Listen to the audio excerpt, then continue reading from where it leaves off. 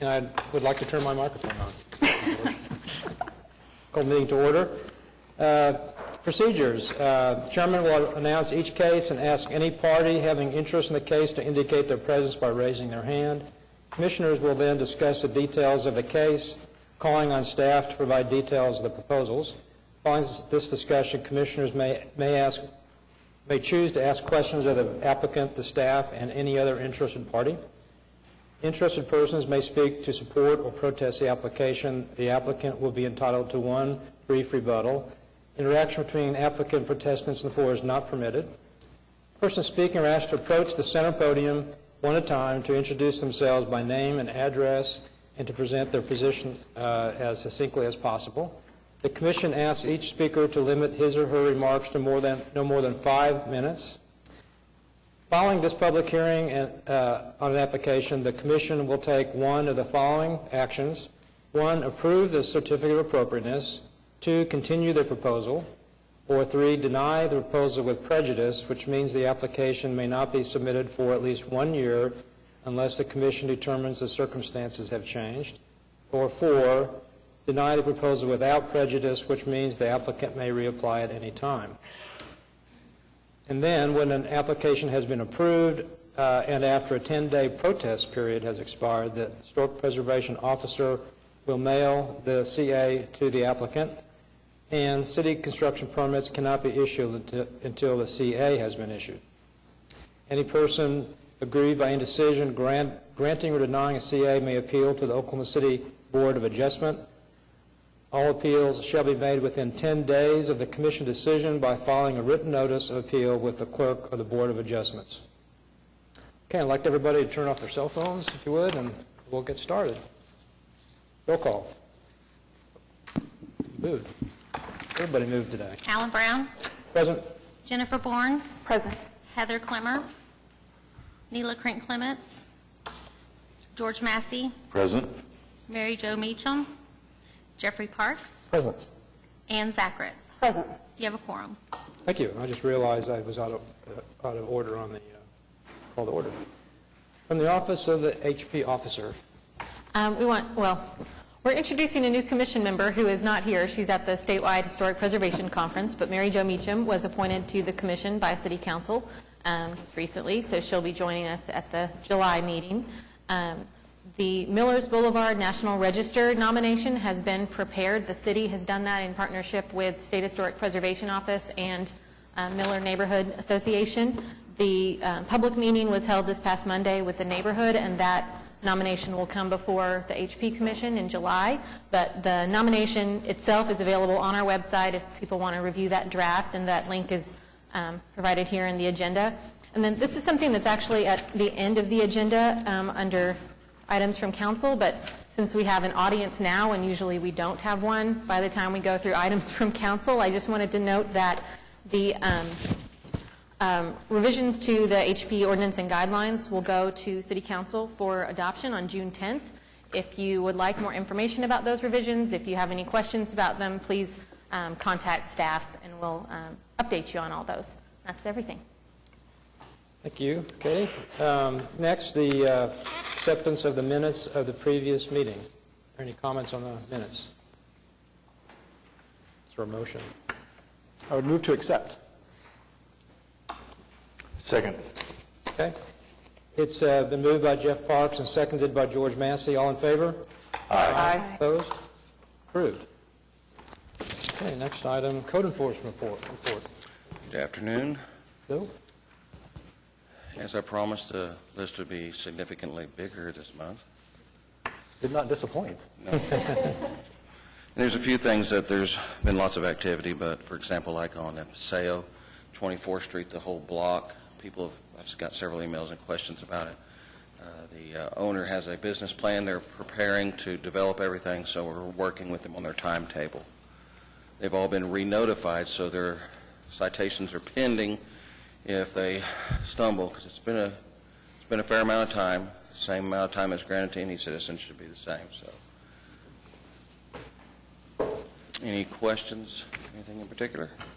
I had a question, just wondered what something meant. On 28th Street, this is on page 7 of your report, Number what? Unsecured house, Which page? page 7, This thing. 2136 Northwest 28. That means somebody may turn in the action line, anybody, complaints come anonymously, so anybody can choose Right. one of many topics. And one of the most common mistakes, somebody will say a vacant building, they'll turn it in as unsecured. It has to meet certain criteria to be classified as unsecured. If it has working water service, then it's not. It's considered occupied. Somebody may not be there at the time, but it's considered occupied. Then there's long-term boarding, there's different things. So on that one there, I'd have to go look in the details, but I think that's why we reworked it PM, because of What property. does that mean? Because that means that there's a PM case was started on it. Instead of working as Property- unsecured, PM is property management? property maintenance. Maintenance, okay. So there's a property maintenance case Okay. that came right on its heels. And, as a matter of fact, I know exactly the one we're talking about now. Some of the citizens that live nearby turned in regularly. The owner was renting it to some people, and there was a fire. It was upstairs, and they turned it in because of some upstairs windows that were boarded after the fire, and they don't qualify because they're on the second story. So I'm working it all. It'll be resolved through the PM case. Okay. And, I see. So the cases below that are all related to that 2136 Northwest 28, the property maintenance, the high there you grassy go. weeds. Okay. There's the property maintenance, Gotcha. and then we worked it for the yard and everything else. All right. Very good. Thank you. And he does have a citation pending.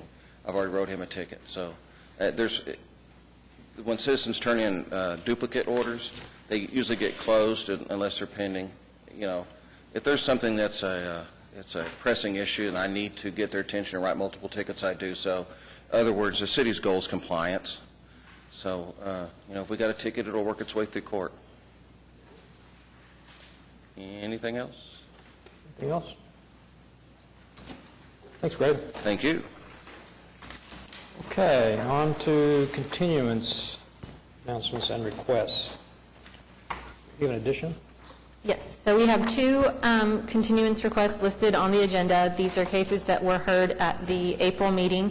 They've been continued once, and the applicant would like another continuance to the August meeting to allow him more time to research some alternative materials, proposals. And then we had a new request, which would be under B, for HPCA 14-00084 to be continued to the August meeting as well.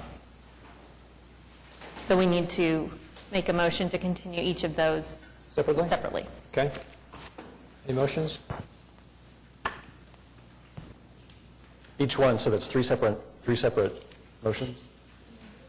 First two? You can do one motion unless the feeling of the commission is that they want to continue some and not others, as long as One motion.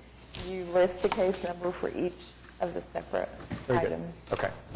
Well, this commissioner would like to make a motion to continue HPCA 14-00031, HPCA 14-00032, and HPCA 14-00084 to the August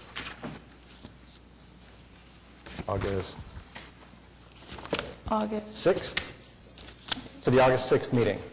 Second. Okay, it's been moved by Jeff Parks and seconded by, is that Jennifer Bourne. Jennifer Bourne? All in favor, say aye. Aye. Opposed? Okay, continuances are approved. Next item. No dilapidated structures, no National Register nominations this month. We have 4 items on the consent docket. I wanted to note before we took action on that we did get a comment from one of the neighborhoods expressing concern about having an addition on the consent docket. They didn't have any objection to the particular project, but they had questions, concerns about a project of that scale being on the consent docket. We've never really had a cut and fast rule on what does or does not go on consent docket. It's basically things that staff feels like meet all relevant guidelines and that we anticipate the commission not having any issues with.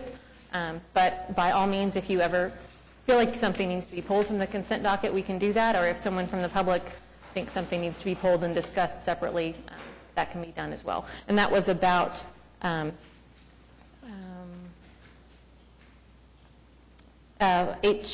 14-87. Nice. Would anybody like to pull a item from the consent docket? Any comments or a motion then?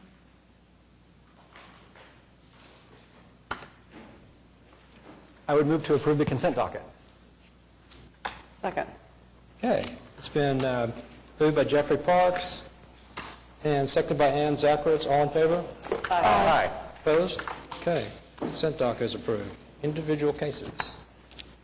HPCA 13-00165 at 501 Northwest 41st Street, Crown Heights, Ward 2, consideration and possible action on application of Stephen Hopper and Barbara Chappelle by Michael McMahill for certificate of appropriateness to, number 2, amend approved CA to install windows, elective.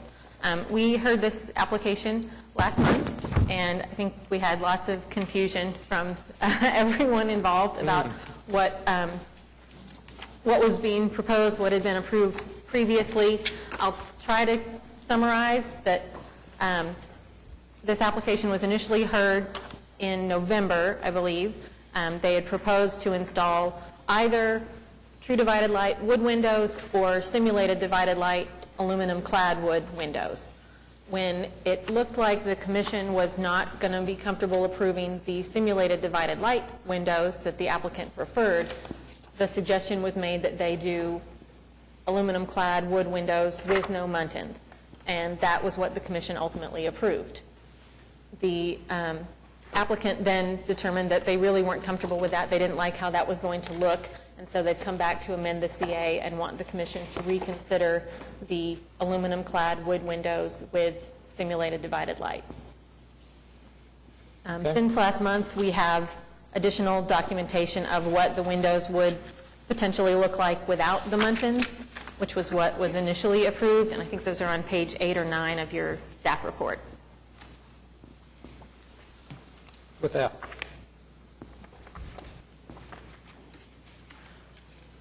while you're all looking, let me say for the people in the public, if you were here for an item that was on the consent docket, then that has been approved and you're free to go. Sometimes people don't realize we zip right through that. So if that was your application, then you're all set. okay. A little legal advice here. Applicants? I'm Michael McMahill for 501 41st, and this is the owner of the home, Dr. Stephen Hopper. Okay, welcome. I'm instructed the first thing we need to do is a motion to consider the amendment, reconsider the item, the previous CA.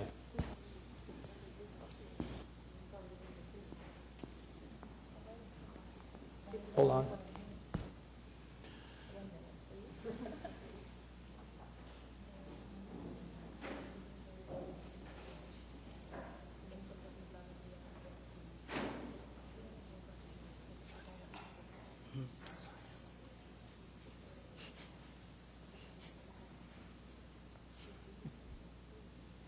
It's never easy.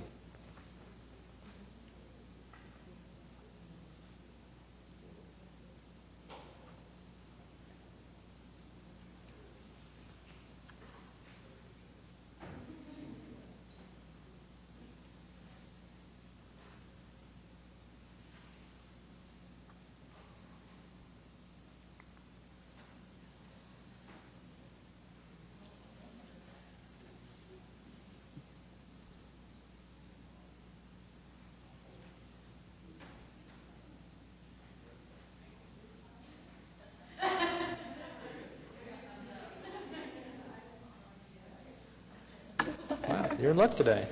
Okay, so any discussion on the item?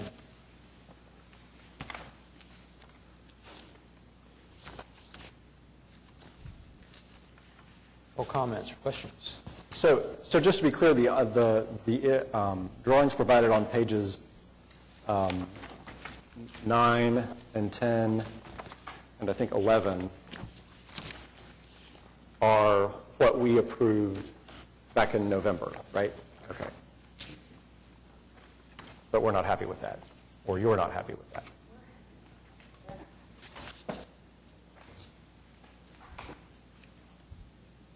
And so what you want to do is what's on page 14, 15, 16? Just to be clear. Yes. Okay.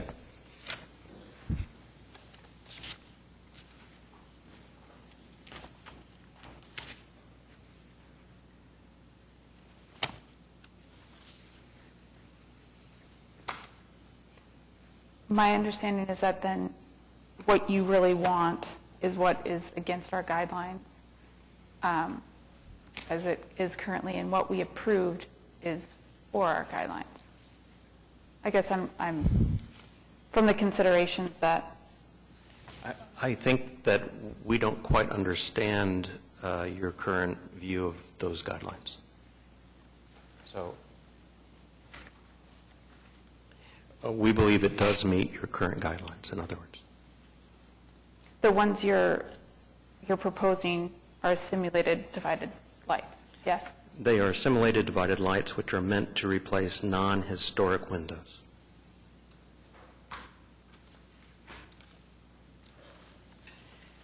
If I may, this was a closet that is attached to my master bedroom. It was built out as a walk-in closet with built-in shelving, etc. It was then had insulation board that was placed up over the window and glass storm windows before you got to those windows. I removed the closet from inside. I have removed the storm windows. So what you're seeing now is the outer part of that refurbishment. So I'm trying to get this back to a porch-like structure from a walk-in closet.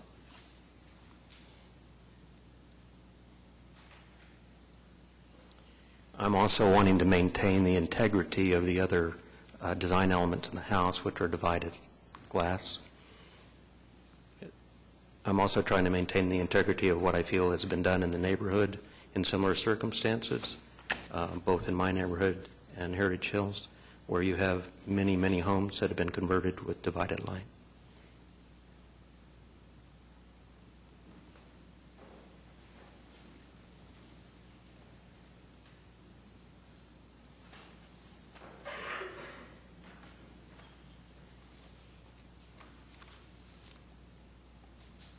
Questions?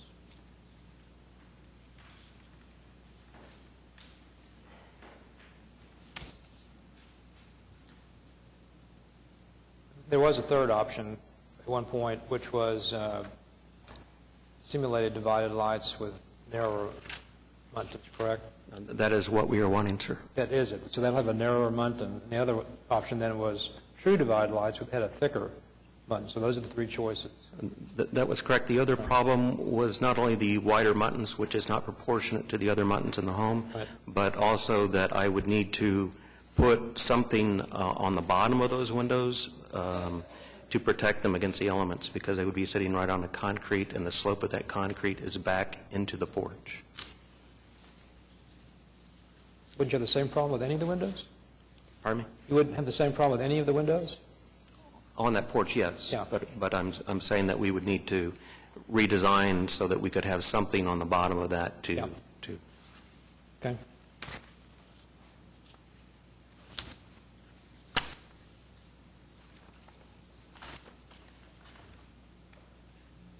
But the way I read the guidelines, that the windows must be true divided light. It's not, and I'm not sure what the unique circumstance would be to let us have something other than a true divided light. For the same circumstance that you approved the windows on the Wiggins house. And those got approved in their semi-divided light clad exterior. Those were replacing historic windows, weren't they? That's the difference. So you can replace non-historic windows for historic windows, but for non-historic windows, you have to replace historic windows. There were a couple of issues that were raised with the other application that you mentioned. One was that they were trying to closely replicate existing historic windows. and it was going to be difficult to do that with a true divided light window as far as the width of the muntin. The other issue was that all of those were casement windows, and so there was no way to do like a storm window with a single pane casement and have the window still be functional. That was one of the other Got that. concerns. And these windows also are casement, Katie. I think, aren't just two of them? I mean, the two outside windows, they rolled it out, they rolled or hinged on the outside corners. I mean, two of the windows operate. I'm in the exact same situation.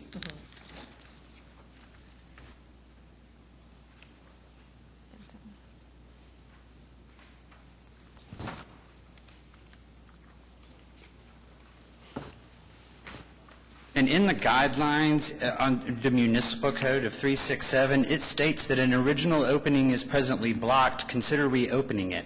The replacement of non-historic incompatible windows with windows that are more historically appropriate is encouraged.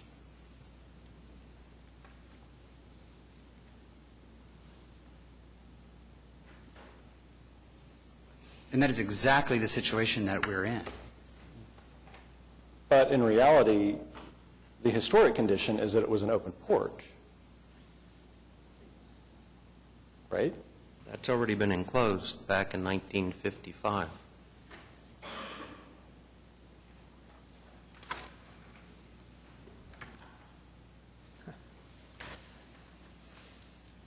And just another thing for why you all are thinking about all of this, the windows that you approved last time, there's not one window like that in my neighborhood or his neighborhood. Not one side porch has windows that are what you approved. Every one of the side porches that have been converted with semi-divided, or just muttons Some type. in one way or another. So this would be the only side porch in the entire neighborhood that would have this window that you approved. I think the intent was to try to make the go away, go back to more like a porch, an opening and not a window, but I don't know if that's successful or not. So, My problem with that is that it is heated and aired at this point, and it's off my master bedroom. yeah, it's not a porch. It doesn't have an external door. It has, What? Right, and I get that. I get that. It's been converted and fine. So the question is, how's the best way to move forward in closing it? And quite frankly, I'm not sure what the best option is at the moment. So it's either true divide lights, buttons that won't match the rest of the house. If the intent is to bring it to look more historic, as the guideline said, or simulated divided lights, which would more match the rest of the house.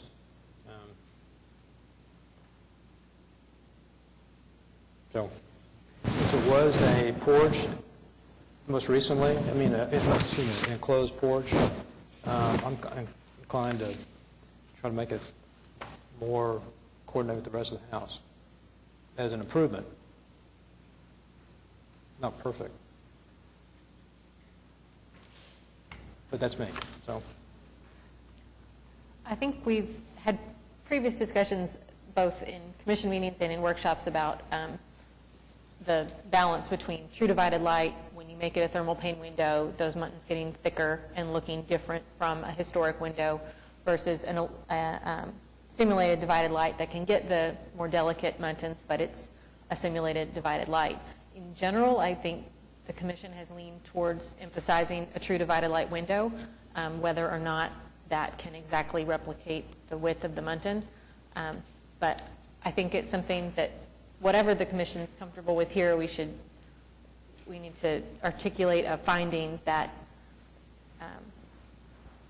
this is a non-historic window, and whatever we're doing is in part differentiating the porch from, you may feel that a simulated divided light window here serves to differentiate it from the rest of the house, or that a true divided light window with a thick mutton differentiates it from the rest of the house. Prior to the suggestion that we do windows with no muntins, staff had recommended approval of the wood true divided light window. With thicker muttons. Yep. That was maybe not at all helpful, but That's a good summary. Where we are. Anybody?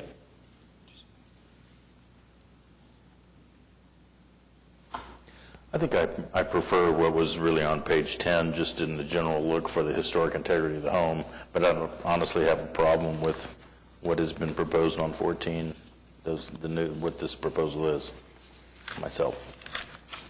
You like the one that's on page 10? Just in a general sense, what was there before, what was approved before, correct? Yes, sir. That's just my opinion on that, but I have no problem with what is on 13 and 14, myself. Do not? Do not. So you're good.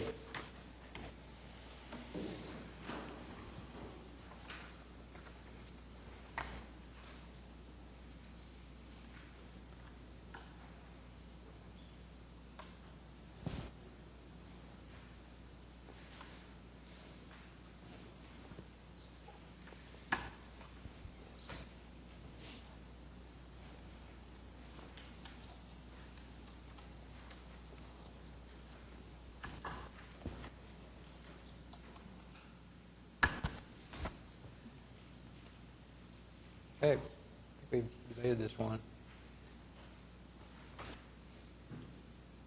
So, George, are you compelled enough to craft a motion? To make sure there was any other discussion about it.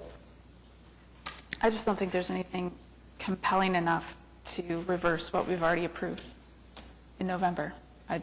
There was a reason why we did at that time, and If I may, that was a proposal made that came up during that meeting. It was not anything that had ever been discussed with me as a homeowner. I've taken down all of my storm windows on that house that were all aluminum. I had aluminum clad on every piece of wood on that house, which I've taken down. The historic integrity of my home is very important to me. I am not willing to put up those windows. I will leave the windows that are there in place if that's what I'm asked to do. I'm not trying to, but for me, the whole point was to create a historic integrity in my home.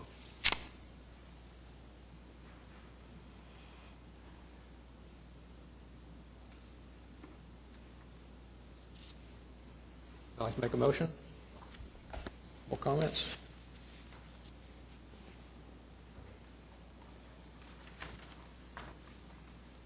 We don't take this lightly. That's why it takes so long sometimes.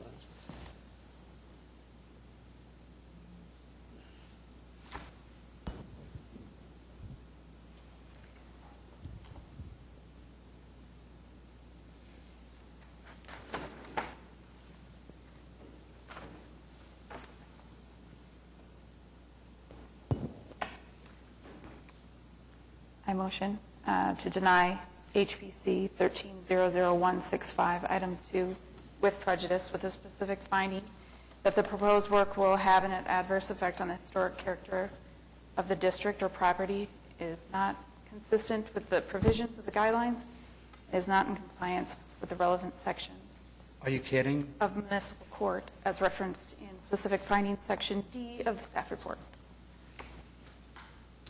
Sir, hold on. Any more comments? Is there a second? Second. Okay. Okay, well, it's been moved by Jennifer Bourne and seconded by Ann Zacharitz. All in favor? Aye. Aye. Aye. Opposed? Nay. Okay, you've been not approved, so your recourse, I guess, is to go to the Board of Adjustments.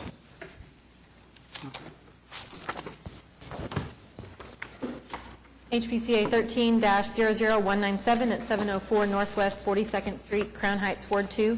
Consideration and possible action on application of Samuel Lars Noble for certificate of appropriateness to, 1, replace wood windows required, replace steel casement windows required. I don't believe this applicant is here. It is our understanding that there's some separate legal action being taken in regards to this case. This is a situation with the property changing hands with an outstanding violation. We've received no additional information from the applicant at this point, and they're out of continuances, so I think, so our recommendation was to deny the application. Any other interested parties? No, any comments?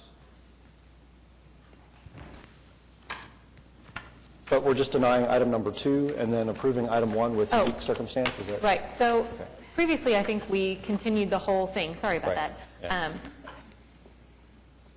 A long, long time ago, once upon a time, when this application came before the commission, the proposal to install the aluminum-clad wood windows, replacing the wood windows, was denied because at that time, our guidelines didn't allow for aluminum-clad windows at all. Our guidelines do now allow for aluminum-clad wood windows, replacing a 1/1 with a 1/1. So it is on the front of the house, but we felt like those were a pretty compatible replacement window. So staff had recommended approval of that application item.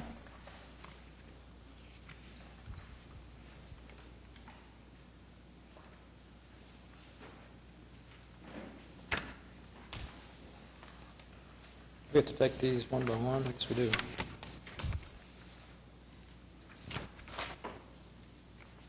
all right? Is there any other discussion?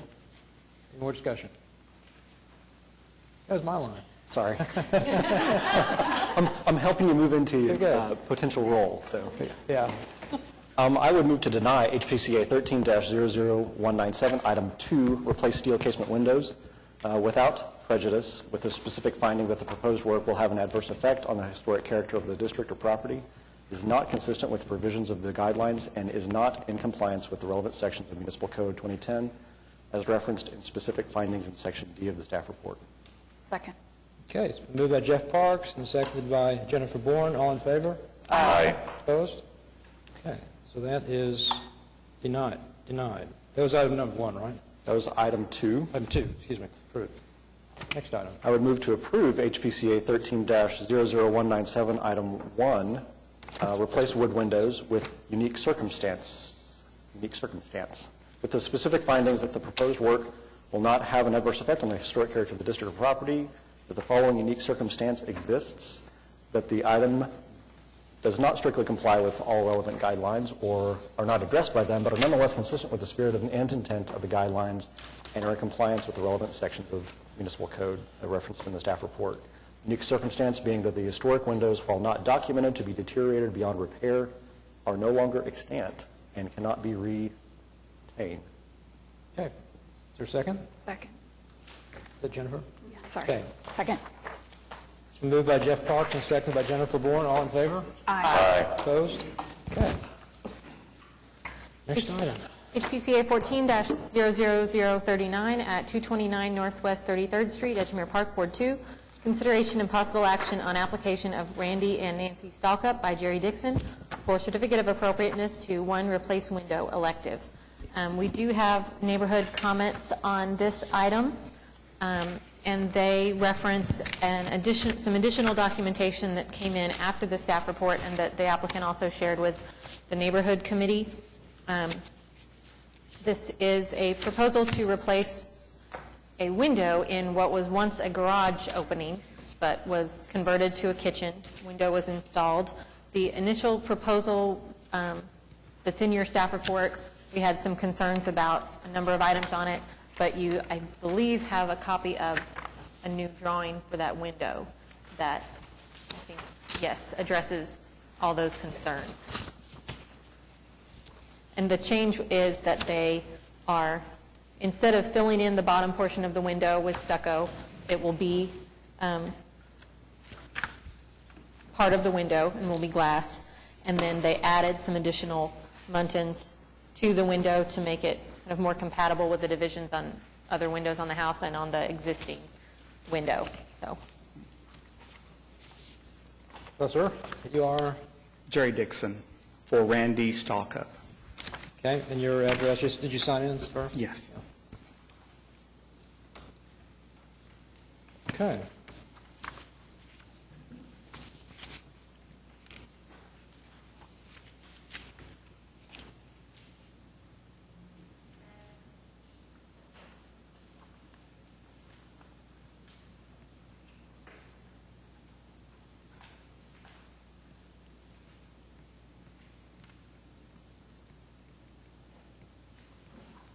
And is this is a steel window you're going back with, or what is the? It's a clad window. Okay. Wood clad. With true divided light? With true divided light? Yes. Yes, thank you for that. I'm interested. sure This is That was a- modification. This is a true divided light. Single pane, clear. Yeah. So, just wonder why the Munton bars are closer to the original on this one. I think because it's single pane, it's not thermal pane. Oh, this is single pane. Everybody else wants thermal pane, and that Okay. just throws everything else off. So, But the drawing shows double pane, that's why. yes, the revised proposal, I keep clicking that off and on, mid-sentence. Just The- leave it on. Yeah, the revised drawing shows that you should have in Oh, your there it little is. stack of neighborhood Page- comments. Page, it's not numbered. Yeah, there it is. No, this one. No. It's with your neighborhood comments. Okay. And it has single pane, true divided It is? light.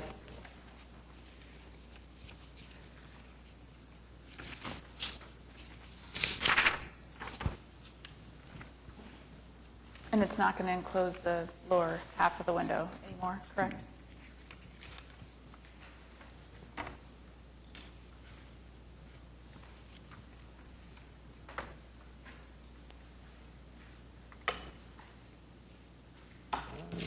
Jerry, could you give us a little explanation about the infill portion of this, what was mentioned here, infill? Oh, It goes well, away. Originally, the original plan, because it was to be covered on the inside by a cabinet, on the outside by shrubbery, it was a matter of expense more than anything else. And so we had decided to do an infill of stucco on a wooden frame so that in 50 years, if someone wants to take it all out, they could have taken it out and nothing would have been involved in the general structure of the house. There would be no brick destroyed or disrupted. But that would have caused way too much concern, so it was just easier to withdraw the stucco infill and put the glass panes in and plant bigger plants. And leave it the way it was, except to put the operational part at the top of the window instead of at the bottom of the window.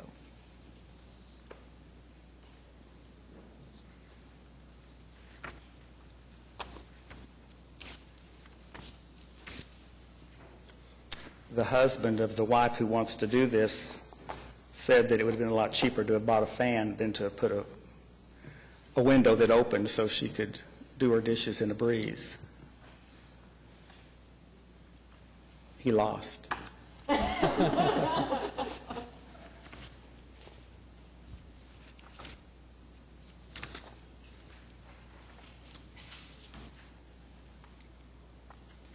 It's clear glass too, right? So, any comments?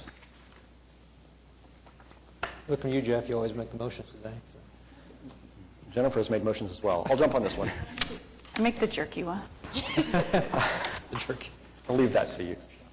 I have moved to approve HPCA 14-00039, item number 1. We should probably say as modified.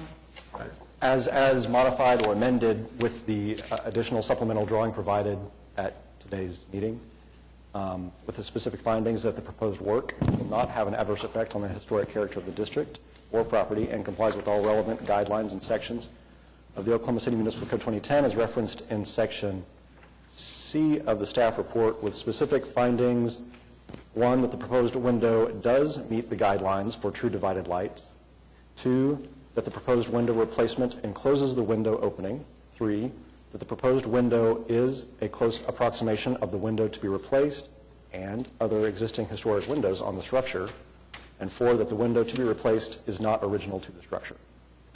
I will second if you take number 2 out, because we're not enclosing any window. Yes. Yeah. I was just kind of misreading the way that was stated, so I'll withdraw finding number 2. Okay, is there a second? Second. Okay. It's been moved by Jeff Parks and seconded by Heather Clemmer. All in favor? Aye. Opposed? Okay, approved. Thank you. Thank you. HPCA 14-00066 at 626 Northwest 27th Street, Paseo, Ward 2. Consideration and possible action on application of Jenny Shields and Landra Owens for a certificate of appropriateness to, 1, replace back door with metal door required. Okay, is the applicant present? Interested parties? Okay, any comments?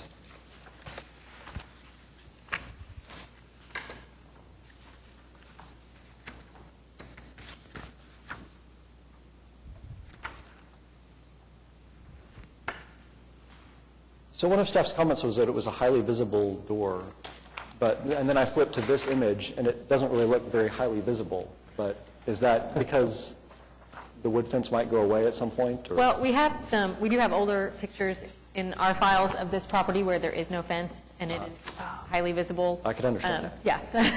I mean, it is a corner lot. Okay. You can certainly see the door over and above the fence. The fence does make it less visible, but, you know, a wood fence is relatively temporary Compared to a door? compared to, compared to, you know, being obscured from view by another house or Right. something like that. Sure.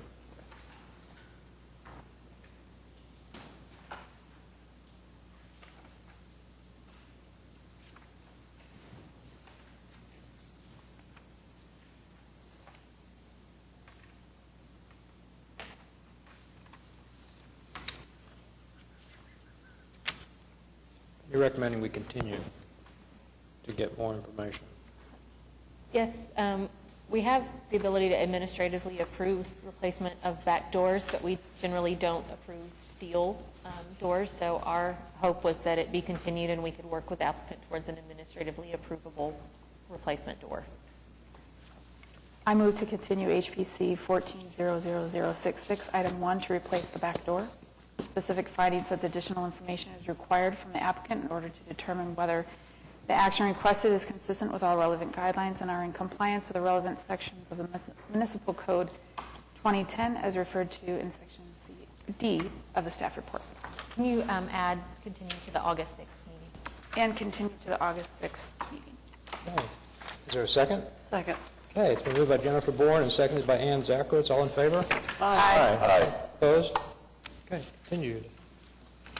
Next item. HPCA 14-00071 at 2113 North Broadway Avenue, Heritage Hills East, Ward 6. Consideration and possible action on application of Christopher Ferguson for certificate of appropriateness to 1, construct house elective, 2, install driveway elective, and 3, install fence elective. And you'll notice this application and the one immediately after it are the same applicant. They're 2 adjacent lots, but we'll review each proposed structure separately.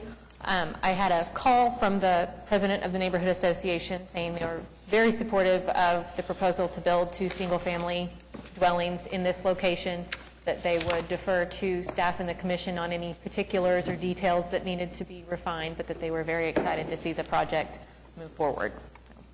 We like that. So, okay. Be the applicant, sir. Yes, sir. Chris Ferguson, 1201 Northwest 19th Street, Oklahoma City. Great, thank you. Signing in. Any comments? Architects.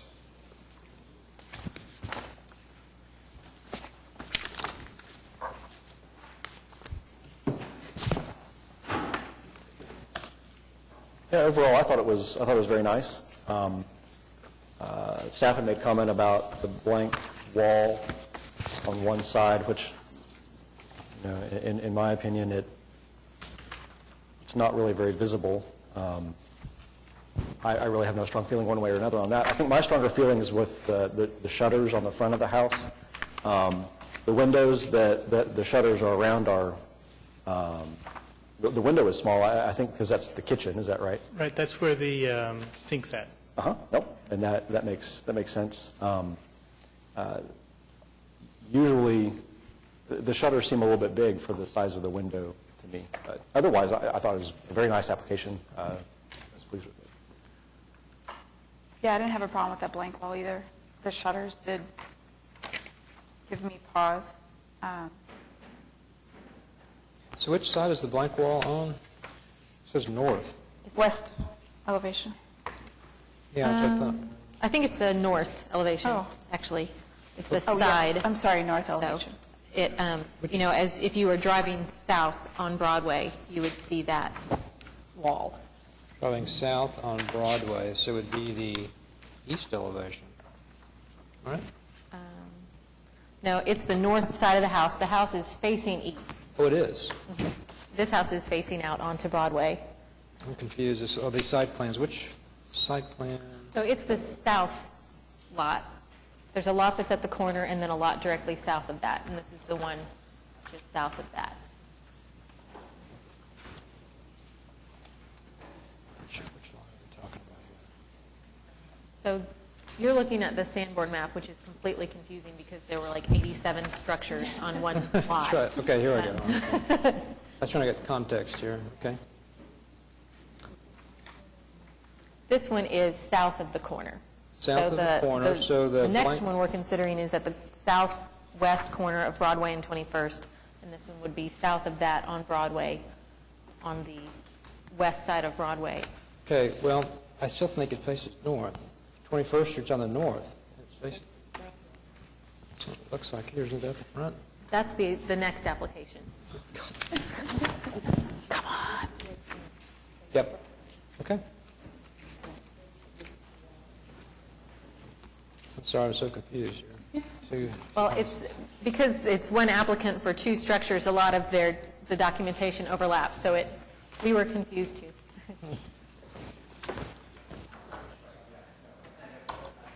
I was confused with you, Alan. Okay. There's only one site plan. Oh, okay, it's, okay, I thought there was a garage. Okay. It's at That one. page I got you. 6 of I got you. 40. I'm with you, I'm with you. Sorry about that. No problem.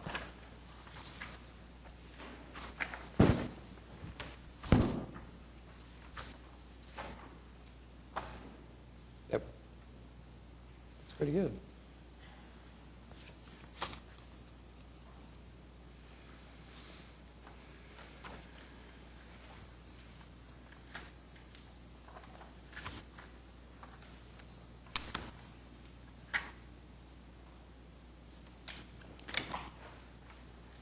More comments now that we've got the side plan straightened out.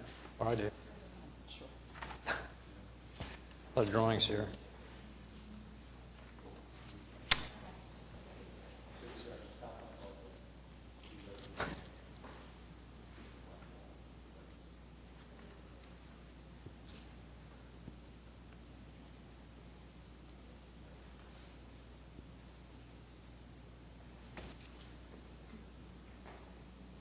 It's blank except for one window.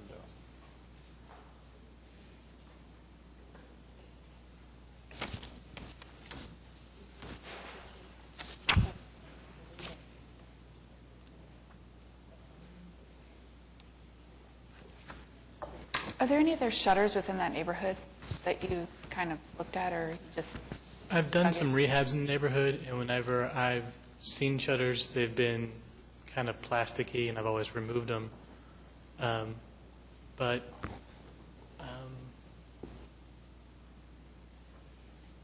honestly, no. Okay. I'm just thinking about 21st Street. Heritage Hills East is kind of hard to get around in because of all those turns at the end on Broadway. So I'm familiar with 21st and 20th. I think there might be one, and I'd have to go back and look because I don't want to lie, but at, that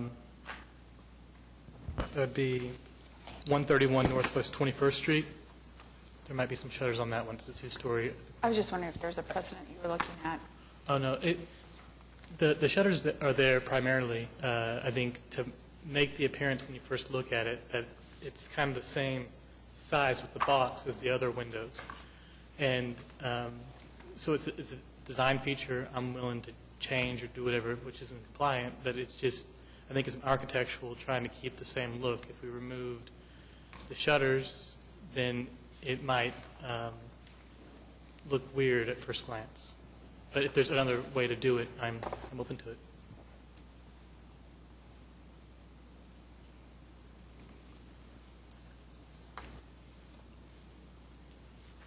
Did somebody ask about the north elevation?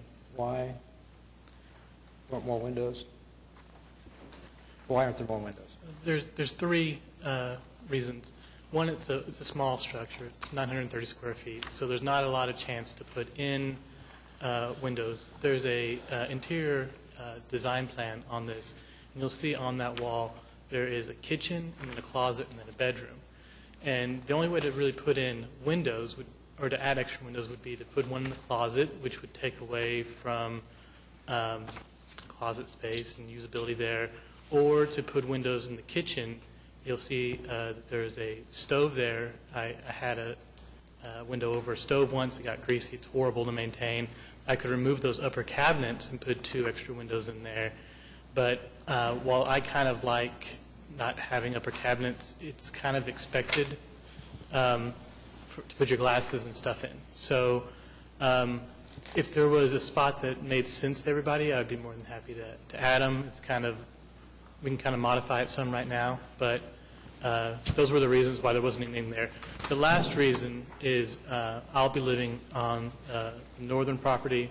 I'm building this north property. I also own that southern property right there. So I'll be landscaping and doing everything kind of together. You'll notice the 2 designs are kind of similar. My southern fence, the other application's southern fence is the northern fence to this. So if you did have windows in the kitchen that replaced the cabinets, you'd be looking at a wood fence. And that's not pretty either. So it's at a point where if we change the design, something else in the design that you guys aren't considering right now might be affected adversely. But I'm willing to do anything.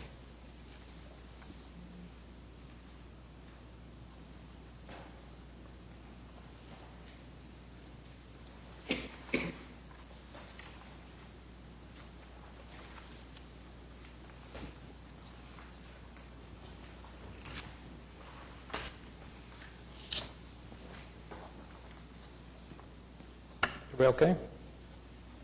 They're nodding. Like I said, I don't think that bothers me, the lack of windows bother me all that much at that location based on what else is going on and in totality for this property. I'm fine with that. I have to agree. The other issue that staff had mentioned was a front walkway that runs perpendicular to the street. There doesn't seem to be evidence of that in the site plans. Right. Well, originally when I was looking at your standards and thinking about how it would function for future tenants is I've lived in historic areas before. In that house, my garage apartment was it was on a corner, so it was off Young's. And anyways, I never used the front door. I think the only person who really used it was the mailman. And so my thought was, if it's not going to be used, even people so the house will be right there kind of in the middle of it on the last one, and the driveway is going to be expanded a little bit. If they have any guests, they're not going to park on Broadway and walk up. They might park on 21st or 22nd, but most likely they're going to park right behind the tenant's car. So the most convenient way to get to it would be to build a little sidewalk from the side door you see there. They'd either come in the side door if you live there, or if you're trying to be more formal, you could come to the front porch and have a knock there. If it looks better with the rhythm of the neighborhood, it's not a big deal to install, but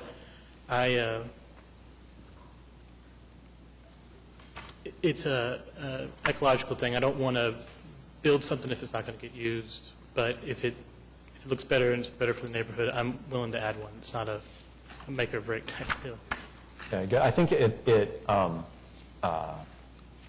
while you're right, it probably doesn't get used very often at all. It at least increases the perception of a pedestrian-oriented walkable sort of neighborhood, and if you're willing to put it in, I think that that would be a good thing for the It's not a property problem. overall. So, great.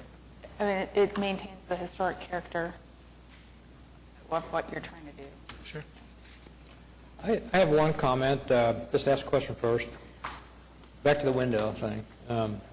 The two corner windows in bedroom number 2, is that something special feature that you're wanting? These That plans- doesn't seem like that's usually seen in this style house. These plans were selected and purchased from the internet, from an architect off the internet, because it's such a small lot and because it had kind of like the historic look that would work with bungalows. I think, let me look at it real quick. I think the idea is, since they're small bedrooms, if you do a corner window, you can have better furniture placement, but let me look and verify that. If I can understand the furniture placement issue, houses of this vintage had a lot of windows for ventilation. Sure. My thought was to take those two windows and put them on the, group them together like the other ones are, two windows together, and put them on the north wall in that bedroom. More than happy to do that. It's just a thought. What do you guys think? We'll just have bedroom number 1 look like bedroom number 2. Let's talk about bedroom number 2. This is the blank wall. Right. And the bedroom number 1 has 4 windows 4 in windows. it. Right. That's why if you just mirror it. Yeah, so I was thinking you could mirror it and have 4 windows, or at least 2 on the north, they're grouped together. If you want to keep one wall open, but And if it's an internet plan, you won't be hurt. what? I said if it's an internet plan, you won't be hurt by our suggestions. I think best would be 2 groups, 2 windows on both walls, mirror number 1, bedroom number 1, architecturally. I agree. I like that better. Was that I missed it? Did you I say- think we would prefer to mirror bedroom number 1 with bedroom number 2 and have a group of 2 windows on each wall, more or less centered. Sure, no problem. We I can do think that. that would help solve the north blank wall issue. Would you have any issue with the, let's see, that would be the west elevation? No, never mind, that's not a good idea. I thought I had a good idea and I didn't.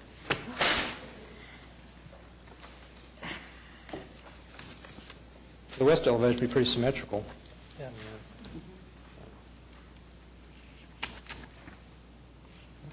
That's my comment.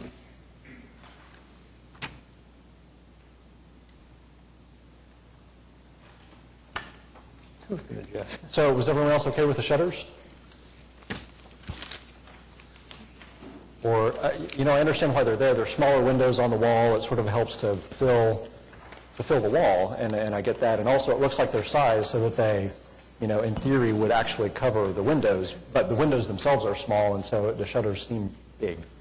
Well, that's what I was going to say, is our requirements for shutters are that they be half the size of the windows they're covering, so that they would be a functional Theoretically shutter. functional. Yeah. Theoretically. Yeah, so it does, in that particular design, they do look kind of big, but I think they're appropriately sized for the windows. So technically, that's actually following the guidelines. All right. What rooms are we looking at on the west elevation there? Those windows, what rooms are those? It's one of the bedrooms. It's 2 bedroom, both the bedrooms, yeah.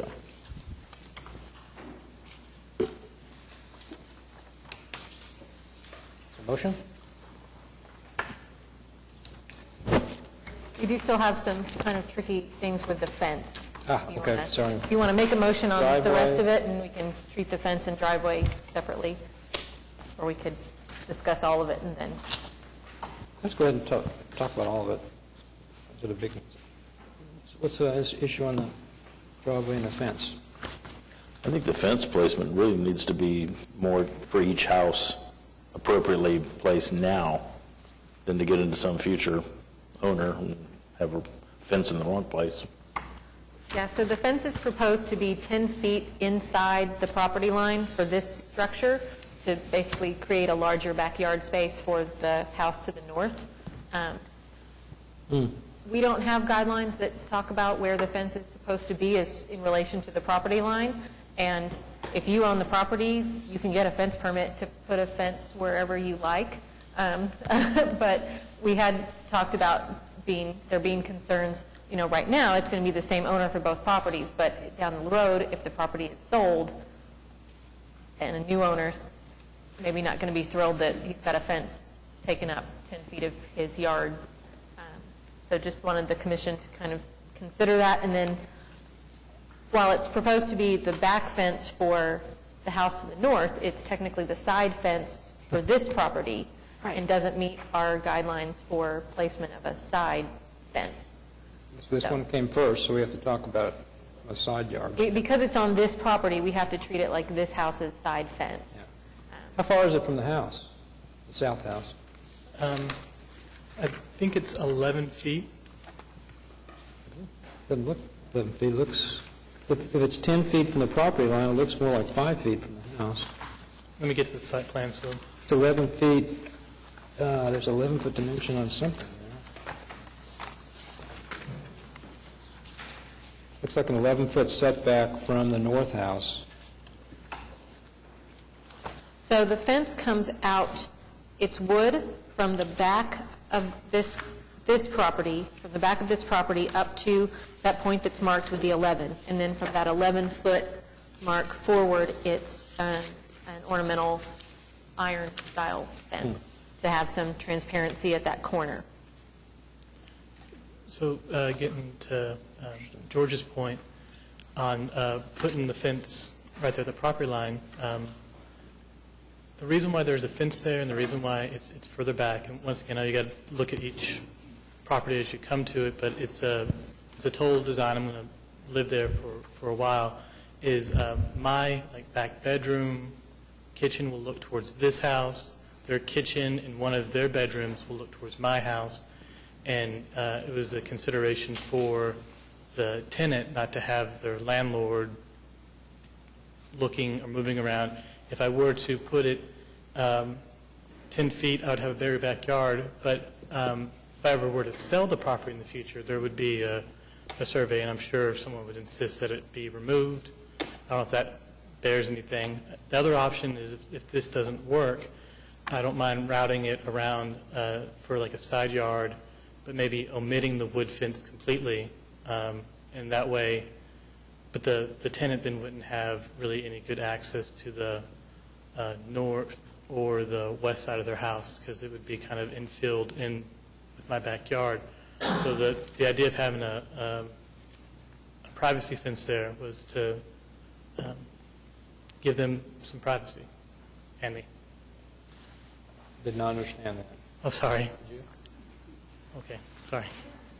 So back to my original question, so we're considering this as if it was a side yard. You know how far that fence is drawn is in from the, out from the side of the south house?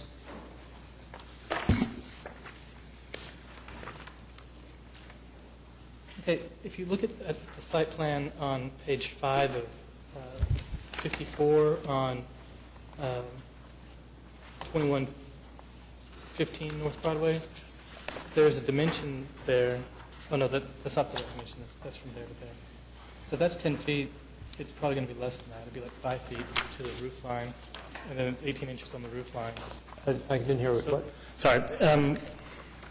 It would be about 6 feet. About 6 feet. Right.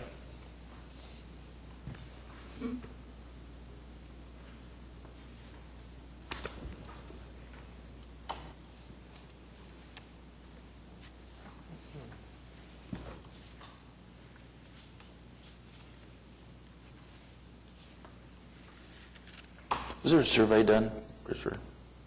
There was a survey for the existing southern property, and then I used the county assessor's records and the plat, and I used other record drawings to cite it in, but no, not a pin survey or anything.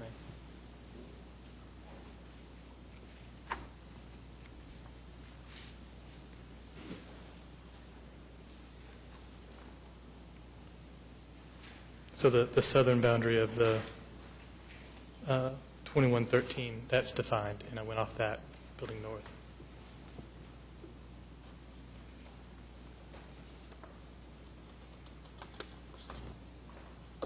Kind of hard to look at this without looking at both of them, though. Kind of work together. So back to your statement a few minutes ago, part of this was to enlarge your backyard. Yes, I have 2 children and 1 on the way, and so in order to get the design for the northern lot in there, if you look, if that's 10 feet, my backyard, then it is maybe 12, 13 feet. So this gives a little bit more room where the kids can play safely in a little bit bigger backyard. Mm-hmm. I understand that. Since the door is on to the south house is on the south, off the parking, Right. really is a side yard, so I agree the main house could use larger space. If you ever sold it, you may have to divide the lot differently, so. Oh, I would fully expect that if I sold it, whoever was buying that would insist that there be a fence right there. Right. I wouldn't buy it in this condition. I'd make the person that I was buying it from move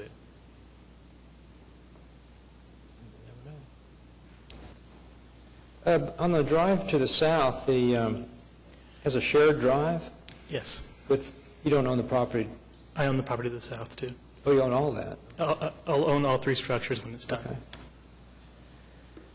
So you're required to have parking.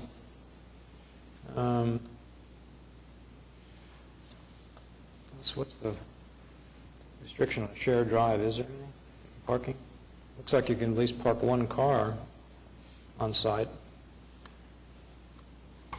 Yeah, I'm trying to think, I don't think we have guidelines that specifically address a shared driveway as opposed to a regular driveway. We have guidelines that allow us to administratively approve widening a driveway up to 10 feet. Right. And that's pretty much it for dimensions. I guess since you own the property, you can give yourself permission to use the driveway. I agree with myself. But there's enough, the parking space is big enough for 1 car? Well, 2 cars? we could probably make it a little bit bigger, but the way it was drawn here was for 2 cars back to back. So you could, 2 cars in there. Right. And still have enough room for the tenant at 2109, the southernmost one shown there, to get, because right there, what she has, and right there, you can fit about 3 or 4 cars in there. 3 cars back to back before you get up to Broadway. Stops. Say it again, about 3 or 4 cars? Okay. The existing house, Oh, existing okay. driveway, right there, that you see up there on the screen, you can fit, well, depending on the size car, you can fit 3 or 4 cars there.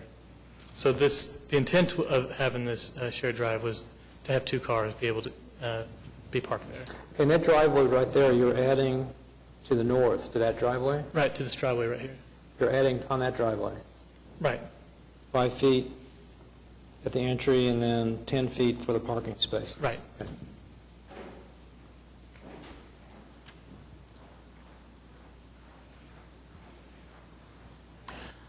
Christopher, as you would own both properties, I would suggest to you some type of, with the title company, as you own both, to do some type of shared driveway agreement for future reference.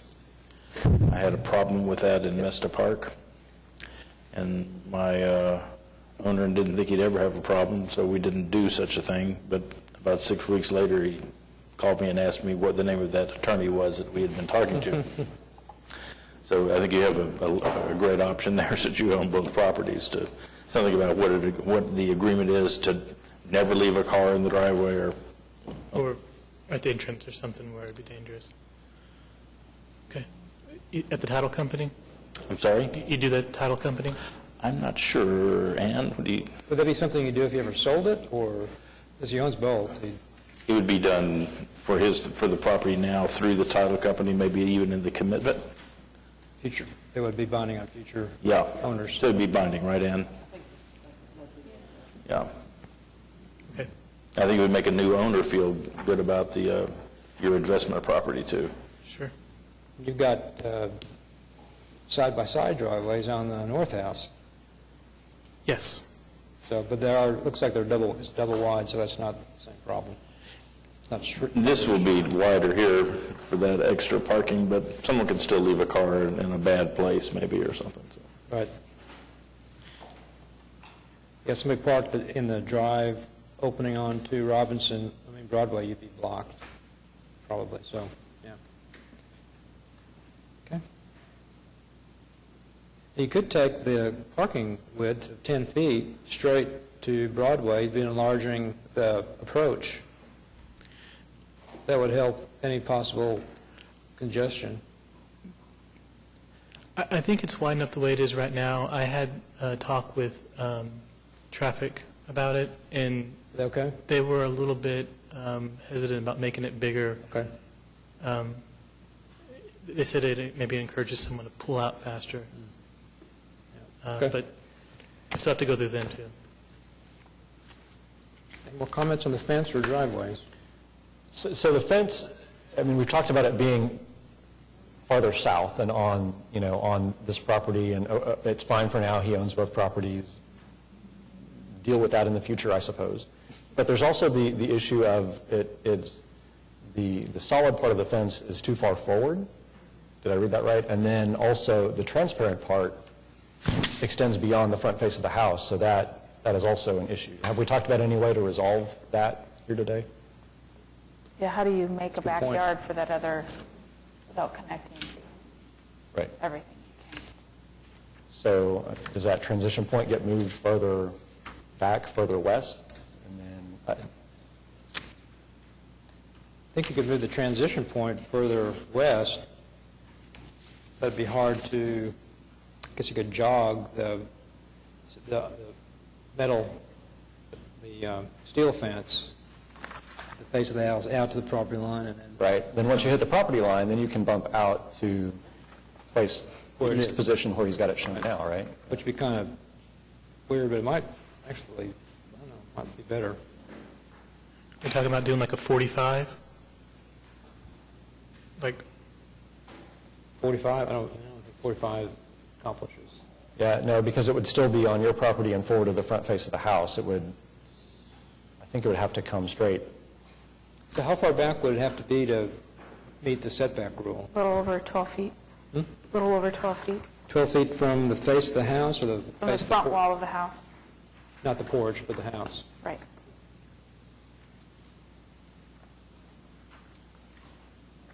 Okay. And then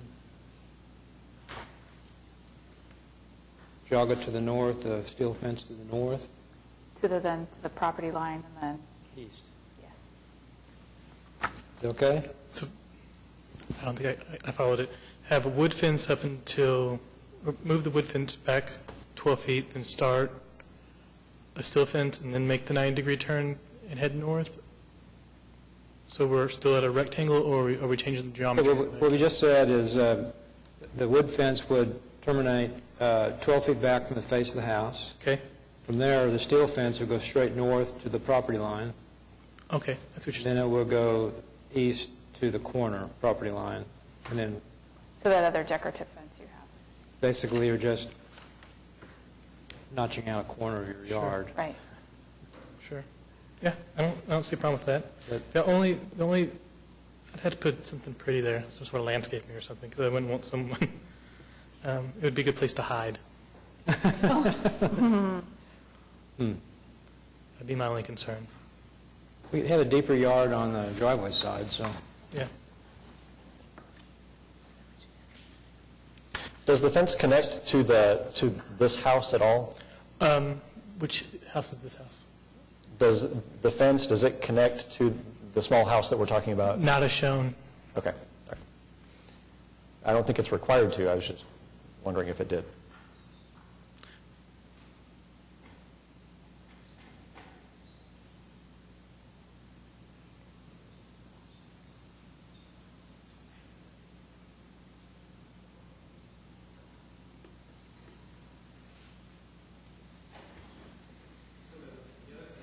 what we were just talking about is that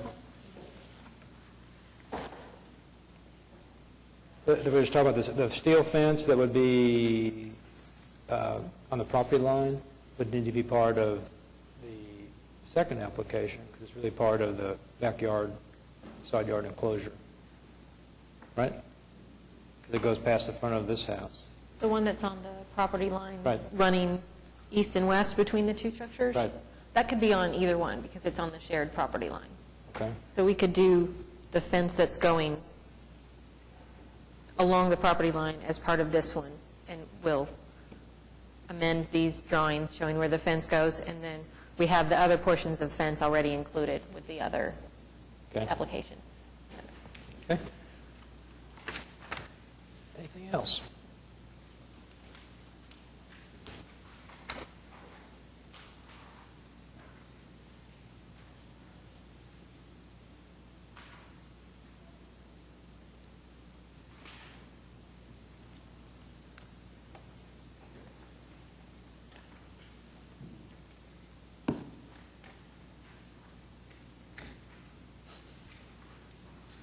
I can't make motions.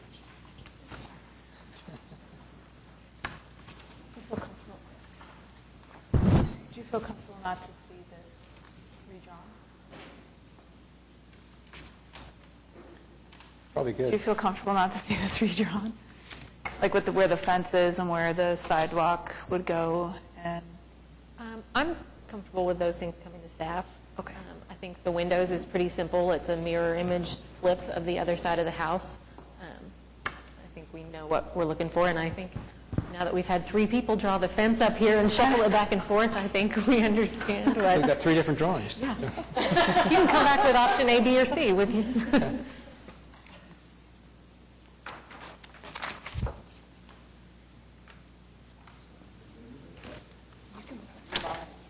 Oh, I'm live. I'm going to give this a roll. I approve HPCA 14-00071, items 1, construct house elective, and item 2, installed driveway elective with the following conditions: that the front walk perpendicular to the street and meeting all requirements set forth in the guidelines be installed and documentation submitted to staff prior to release of CA. Is that correct? Also, the window change. Yeah. The Oh, I'm additional sorry. windows to be installed in the north elevation in keeping with the fenestration patterns of the similar structures surrounding properties that would be mirroring bedroom number 1. Going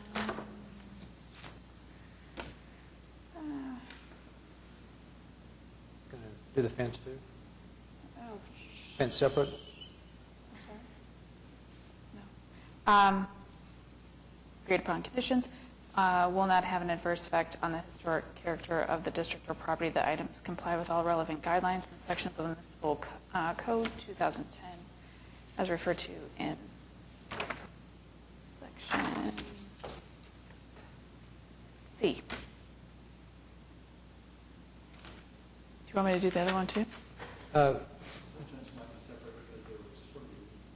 Yeah, that's Okay, so what, let's do that. just item 1 and 2. So we're doing items 1 and 2. All right, that's the motion. Is there a second? Second? Okay, it's been moved by Jennifer Bourne and seconded by George Massey. All in favor? Aye. With, okay, that's it. Need to say with special, include that, okay. All right, item 3, fence. I move to approve HPCA 14-00071, items 3, install fence. This is going to be fun. With the specific finding that the applicant will be required to adjust the wood fence to be 12.4 feet from the front of the house, front wall of the house to meet the guidelines, and help me with my direction. Steel fence to the north Thank you. Steel fence to the north then would, from that point. from the 12.4 point, would then The iron fence would move to the north to the property line, then move east down to the east property line. Okay? Should there maybe be a unique circumstance that property owners for both parcels are the same property owner, to kind of clarify where, because we're building this fence 10 feet onto this property, some sort of unique circumstance? That unique circumstance. What's unique circumstance? Unique circumstance is that we're building this fence 10 feet onto this property, but the property owner for this property and the property to the north are the same person. Okay, do you accept that? I accept that Okay. from Jeffrey Parks. Okay, is there a second? Second. Okay. So moved by Jennifer Bourne and seconded by Jeff Parks. All in favor? Aye. Opposed? Great. All right, so that's it. And, also, does he need to submit a new plan for staff? So Excuse me? we'll follow up with you on the revisions that we need. Sure. Thank you. And Angela and I will both be at the statewide preservation conference tomorrow and Friday, but I'll have access to email and we'll get with you. No problem. HPCA 14-00072 at 2115 North Broadway, Heritage Hills East, Ward 6. Consideration and possible action on application of Chris Ferguson for certificate of appropriateness to 1, construct house elective, 2, install driveway elective, and 3, install fence elective. Welcome back. Thank you. All right.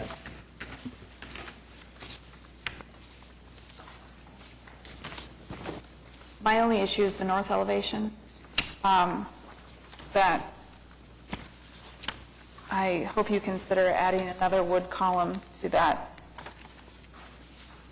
empty one that is the entrance to the door. North elevation is page 13.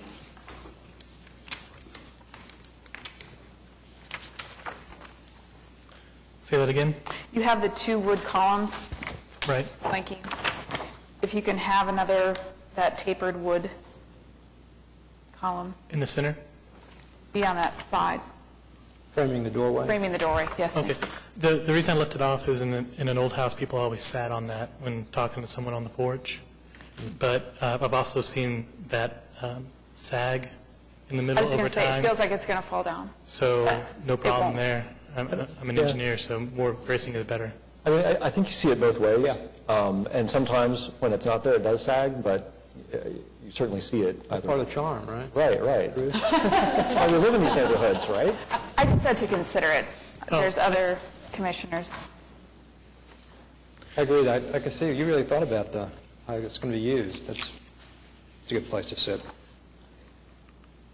Any comments?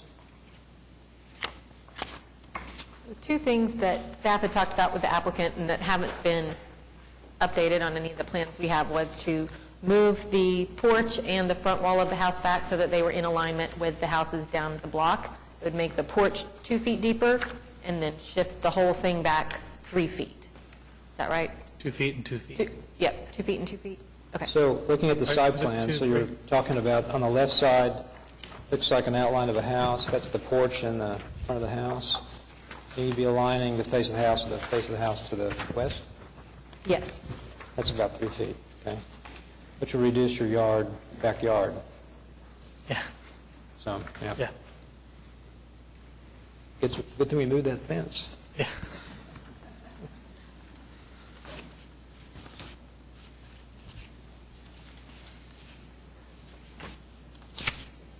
Okay.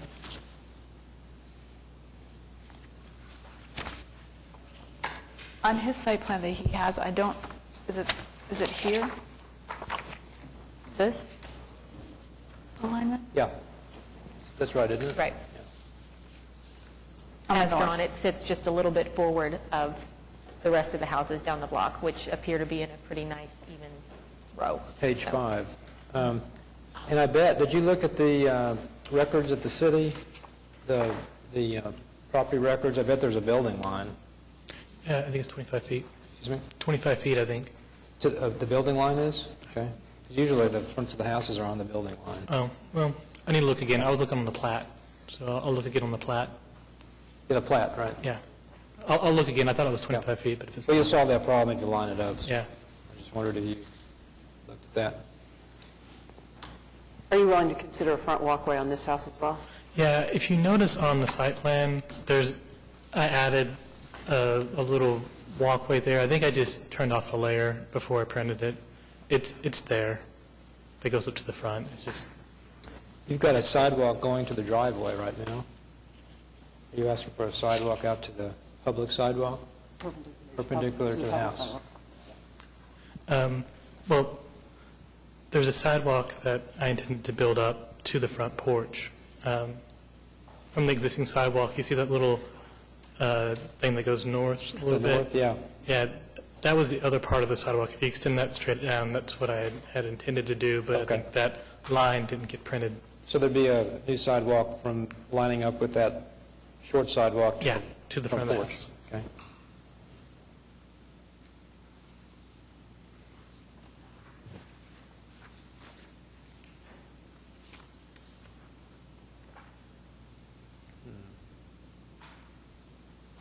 Looks like it doesn't quite line up with your porch steps. Would you? Close. Talking about east-west. The house has been shifted a little bit since I first drew that sidewalk, getting everything lined up. Okay.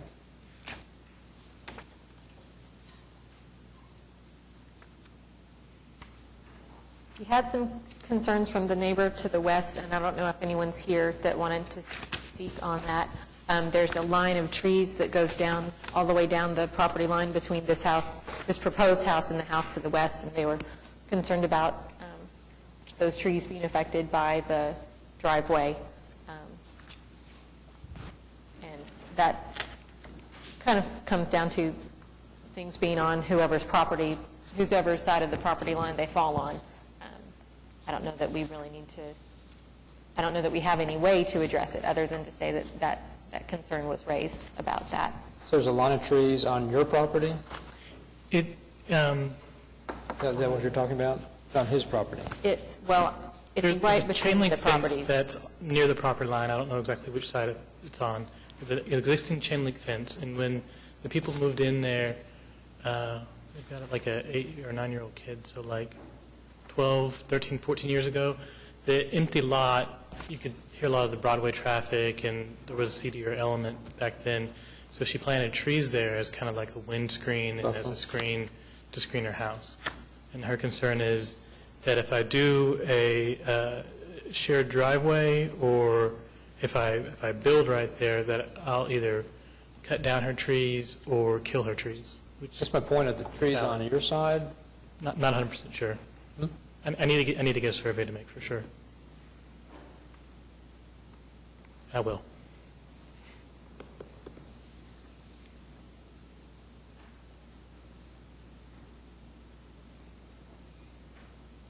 I mean, if you plant them right on the property line, if it's possible, you could block out a portion and keep some trees as long as there's space to drive past them. Right. You know, so shade And it is may always be, good. yeah, that we... What type of trees are they? I'm not an arborist. There's a picture of it, though.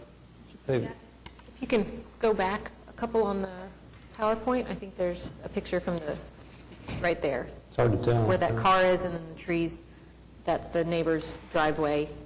And they The look, trees run all down the property line going north-south. they look like they're more, as you said, a buffer type. It's not a shade type. So If I need to come out a couple, I mean, the concern is obviously I'm going to have a lot of equipment and stuff. If I build a driveway, it's either going to kill those trees or those trees are going to survive and it's going to crack the driveway. But I hope to work something out with them. I've talked to them several times. But not our, I don't know if that's decision anyhow, so. Right, I mean, it seems like the logical location for a driveway for this property, and, I'm not sure what else we would really have say or... Yeah. If for some reason the driveway can't go where it's proposed, then you would come back and we'd revise. So. right.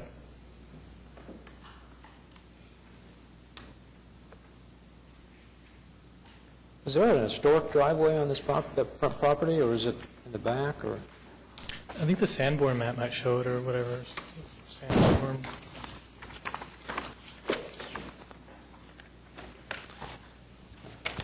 The one from 1955 shows 2 garages. I guess one at least would face towards Broadway, and maybe that smaller one would go and face towards 21st. Because I don't think you could get a car through that small space, into the garage at least. Yeah, there doesn't seem to be any remnant of a driveway Oh, yeah, it's in been, either location, but it may be that the one that's there now on the property to the west might have been a shared driveway. the issue with this, if you go back and look at the original plat, is there was an alleyway, a city alleyway that went through here, and there's even remnants of it on that far south house that I own, the existing house. And the city vacated it. So I'm expecting to find like rubble and stuff underneath in that area, and it was traditionally a driveway. If you look, there's a picture either on this presentation or the next one. If you look on the north side, of 21st, you can see the other part. There's a shared driveway that's the other part of the alley, former alley. The last slideshow might have had it.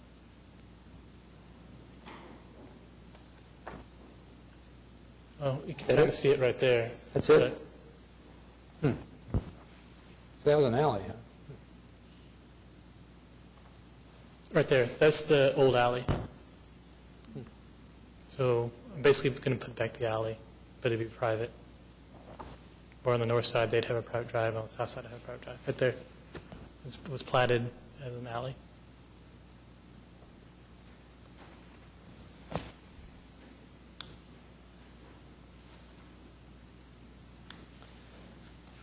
Okay.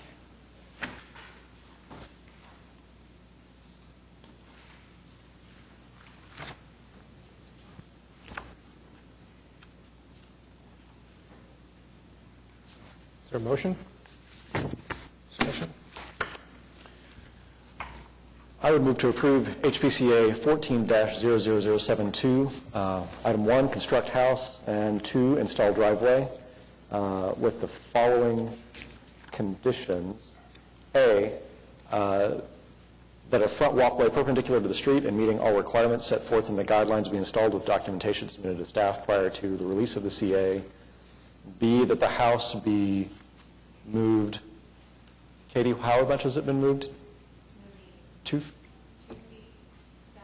feet south to align with other houses on 21st Street. Could I suggest say approximately, because the point is to align it. Right, approximately 2 feet south in order to align the front face of this house with other faces along 21st Street. And we're also moving west, is that true? Or that's it? That's it. Okay, okay, just south. Second. Okay. Do we or do we not want a porch column added? I'm just one person. The front porch is my only outdoor space, so the more seating and stuff I can have, the better. If it does start to sag, I'll be back here and address it. You'll put the column in later. I'm fine without the column as making the motion, unless someone insists otherwise. I seconded, so. The motion stands. Okay, it's been moved by Jeff Parks and seconded by Jennifer Bourne. All in favor? Aye. Opposed? Okay, you're approved. Do we need to do anything else to address Oh, the fence, I'm sorry, the Still- fence, yeah, the he still has fence. fence. You're The fence approved on 1 and 2. The fence on the east side, I think, is now fine because of the changes made on the property to the south. The fence on the west side is a little far forward of what the guidelines call for as far as it being set back 40%. It is, let me look at what the measurements are. 40% of 45 foot 6 inches. It's, currently, it's 13 feet 8 inches back from the front wall and should be 18.4 feet back. Well, right now, So a it's difference got, of about 5 feet. Is that mechanical unit? he's pointing to, that is. That's why it's proposed to go where it is. So I can explain why I want it forward, and if you guys say no, that's fine. First is the existing property line fence, the chain link with the trees gone through it. It goes further north, so it would match up more with that. The second reason has to do with the design of the interior. If you go to the floor plan on page 8, the center part, the kitchen, the dining room, the living room, is going to be vaulted, and then the 2 bedrooms to the north and the master bedroom and the mudroom to the south are going to be 8-foot ceilings. And then above that, you'll see a spiral staircase. We'll go to a loft for my office. All the mechanical I had intended to be in the north part of the house, an attic where we would have, the heaters and everything. So I would like to have the fence moved a little bit, the gate part of the fence moved a little bit further to accommodate being able to run a line up into the attic and into the heater into the blower for the air conditioning unit. If I have to put the air conditioning unit on the opposite side of the gate, I'm going to have to take some precautions because of the neighborhood, and that doesn't really look good. So I'd rather have it behind the gate. So you have that air conditioning unit as far south as you can to the windows? Yeah, it's either that or I have the condensing unit and I run the line like diagonal up the house to get to the attic. Well, I thought that would look ugly too. The line will run, is this on a slab? Say that again? Is this on a slab? I can't remember. Yeah, I want it to be on a post-tension slab. Post-tension slab, okay. So it's going to run into the foundation, or into the wall, and then up the attic, and they can go anywhere. The line, where is your furnace? It'll be above bedroom 103, the northwest bedroom is where the furnace, I would like to locate the furnace. There's an attic access right there, which would probably be a drop-down ladder. So you'd go up and you'd have room to work on the mechanicals up there. So the reason why, I thought it was okay, but I was told that the porch doesn't count on the spacing back, and that's why everything else got designed that way. But I was hoping to get a couple more feet or enough where I can have a concrete pad and a condensing unit behind the gate to give it a little bit more protection. I don't see the angle thing. I think you could run the wall and straight up to the attic, and then it's not a problem. Well, if we had it further back than that, it would be about where the kitchen sink is at. Oh, it would be in front of the window. Yeah, well, and I don't really mind the window, but the middle part's vaulted. There's an attic up on the north part. It's vaulted in the center, and there's an office on the southern part of the slope of the roof, underneath the roof. So it's trying to get the mechanical condenser to the blower in the heater. Well, I don't know what you guys think. It's just a refrigerant line going up to the furnace, and you can go inside the wall, across the floor. Once you're in the wall, you can make the transition into the wall, up the wall, through the wall, and into the attic. Is that true? Yeah, go anywhere with that. It doesn't have to go, sometimes it'll just go outside, up the outside wall of the house and warm in, but we're not doing that. Well, you would go up, in this case, we're talking about, we got windows over the sink. So if it was, say we could get it just a little bit north of the windows, you'd go up the stud wall, right? And then you would still reach up a part where the ceiling is vaulted. I'm not an HVAC contractor, but it would be a little bit harder to, are you one? Oh. No. So that's why I basically want it where this closet's at, just enough where I can get up into the mechanical attic. safely. And I've run it past an HVAC guy, and he said that would be the easiest way to do it.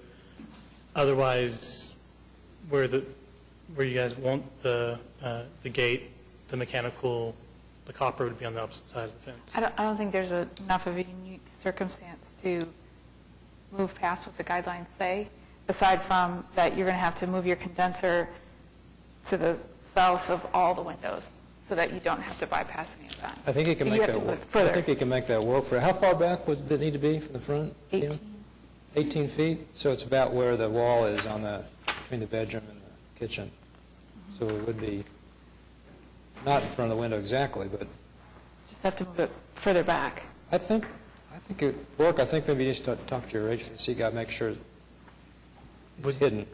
Would it work with a, wall and then a pitch? Do you think they could then would you have like a little box come over into the You attic? could run inside the wall to the horizontally and then up if you wanted to.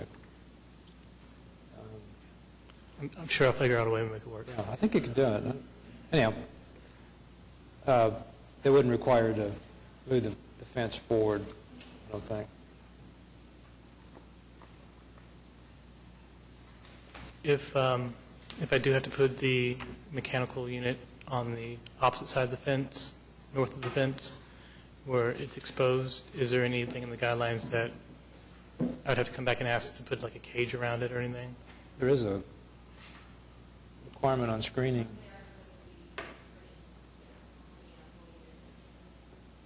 Okay. Is there any requirements on what I can do to screen it? Could be material-wise? We encourage, like, landscaping, like plants. It's not going to stop anything. Not much space there. I think you can make it work. But, I mean, It's not going to stop any copper thieves, so landscaping won't. What? That's what I'm afraid of. I've had. I don't know, but I mean, you can, if you put it inside the fence, I think you can make that work. Oh yeah, if it was south of the fence. South of the fence, I think. Yeah, then I wouldn't have as much. Your HVAC guy can make that work. So if we relocate the gate far enough south so that it meets with the guidelines, move the condenser, the outside part of the unit along with it, so it's still behind the fence, Right. that it is still mechanically possible to Yeah. connect it to the stuff up in the attic. I'm okay with that. If I talk with people and they can't figure out a way to do it, do I just need to come back and ask again? Or is that something that you guys have already like asked and answered and won't consider moving again? No, if it gets approved and then for some reason you can't do it that way, you can come back and we'll figure it out. Okay. Would you consider allowing, like with jog that fence, allowing a little jog and then coming back for a gate? I probably don't have the room for that on the site plan. Jog. If Don't have a the jog in your screening was back fence. looked like part of the fence, if you know what I mean.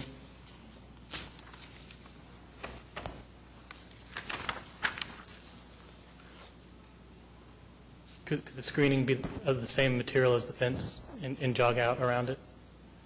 To the north? the You can put it to the north of the fence? Well, if you look, I have a gateway on the site plan. I have a gate, and then it's a fence from there to the building, Right. right? So instead of doing that, I moved the gate and everything north, so 80% of it is right there.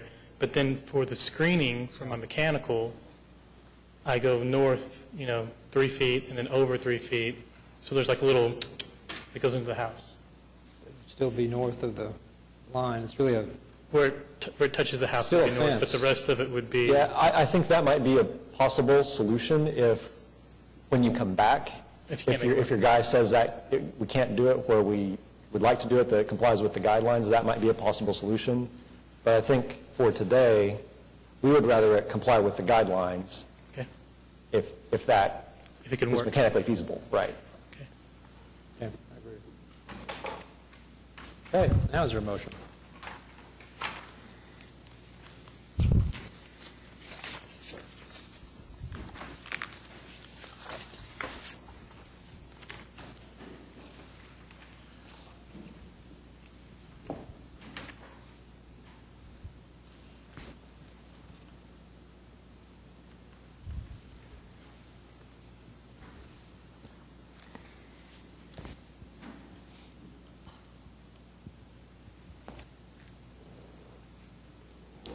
Betty? I think they're working on it here.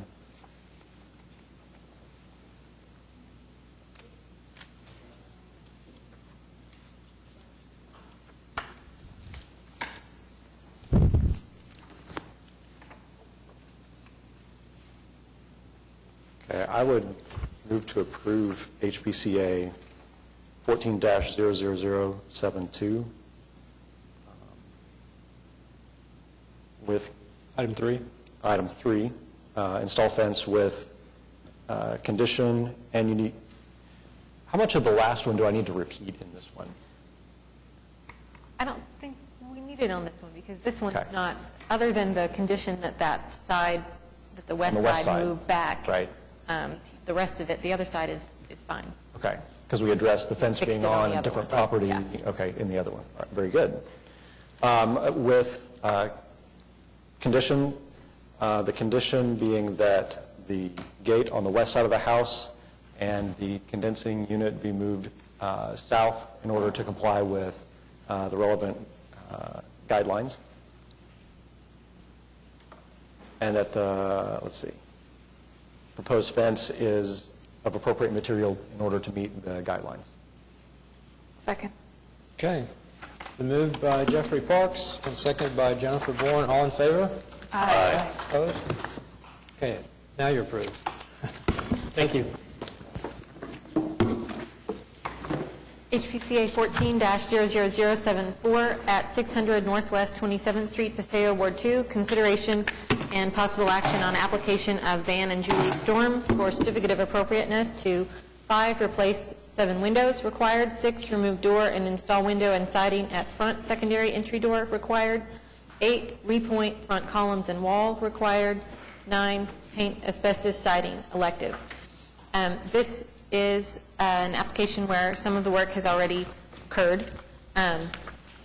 The structure, as far as we can tell from the Sanborn maps, was historically a single-family dwelling that was at some point in time converted to a duplex, and they've now taken it back to a single-family dwelling and proposed to remove one of those additional entrances and convert it back to a window.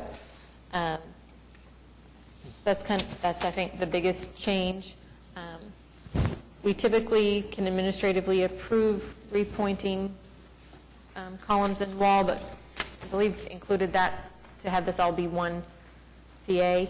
And then we don't really have any guidelines that address painting asbestos siding, but asbestos siding was historically painted. So we just included that because we don't really have the ability to administratively approve that item. And I think Angela has worked more closely on this particular case than I have, so I'll let her jump in if there are questions. Okay. You the applicant? Yeah, I'm Van Storm. Okay, great. Did you sign in? Thank you. All right, any comments?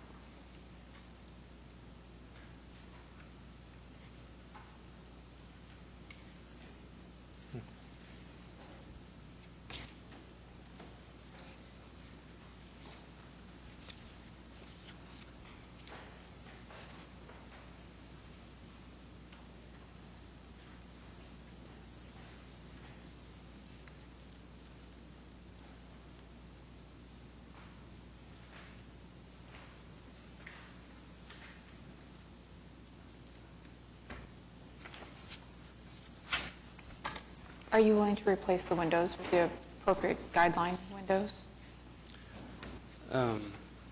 Yeah, I mean, I'm at your mercy, I guess. I'll do whatever I need to do. I'd like to avoid that, obviously. I mean, I've paid to have them done. You can tell in my story here that, was obviously in pretty bad condition. It had window units and bars all over the windows and doors, and I just got a little bit ahead of myself and didn't really know what I'd gotten myself into. And you know, the cost of the windows obviously is more, but also the labor is now something that I have to deal with. So.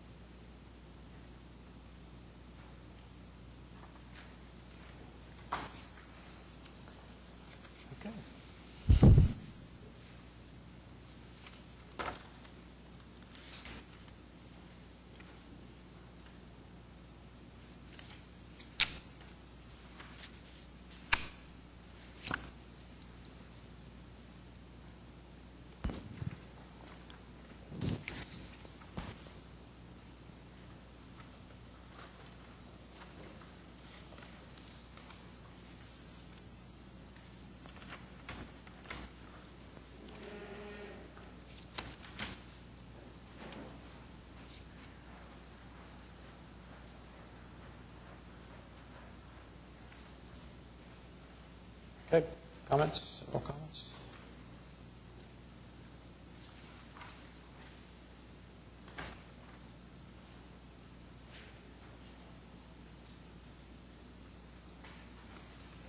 So staff had recommended a continuance basically for two items regarding the windows. One was that we come back with appropriate windows that comply with the guidelines. And then also, there was issue with the size of the door that was converted to window. Is that true? Yes. Right. Felt like that window was very small Right. for the front elevation of the house. But perhaps there was a window there at some point in the past before the door was installed and it was turned into a duplex, or Yes. do we know any of that?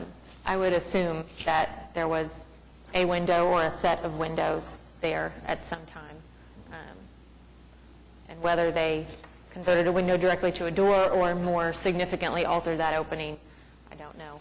But the window that's proposed / has already been installed just seems particularly small for that location. Right, it does. You know, especially for the front elevation of the house, it seems undersized.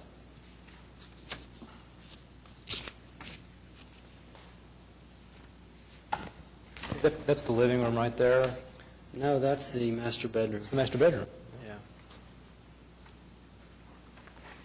Yeah. Yeah, I would think that portion-wise, they're probably a set, probably two. You know, same height as the ones on the left side, or the one on the left side. Also similar to the other elevations. So we would have to, in that Maybe three. in that condition, we'd have to reframe the door, reframe the window opening, rather, the old door, to accommodate a different size window. Could do that? Huh? What did you just say? I didn't. We'd basically have to take that window out and reframe it. Yeah. I mean, you know, we had to obviously frame the old door opening and that picture right there that you see. When you were, did you redo the interior of the house? Yeah, Did you notice any evidence of the old window size, or was it all covered up? Oh, no, it was just all a door, and there was a storm door on it, so you couldn't tell anything other than it was just a door there. So you didn't expose the studs or anything? No. Oh, yeah, we exposed the studs, but you couldn't see any evidence of any Really? prior Okay. window, yeah. Oh. I mean, but, you know, that door was, it was that size right there, but it could have been, it's hard to tell. When you open up on an old house that's that kind of grungy and dirty, you know, there's a lot of debris. So there wasn't a sill or a header or anything that you could see where it, Well, Could have been doubled up. there's the header where that door is. okay, so the top. Yeah. But I mean, when they, if there was a window there and they went in to put a door, they reframed it to make it a door. So whatever was there on the sides would have been taken out. So, and obviously on the bottom.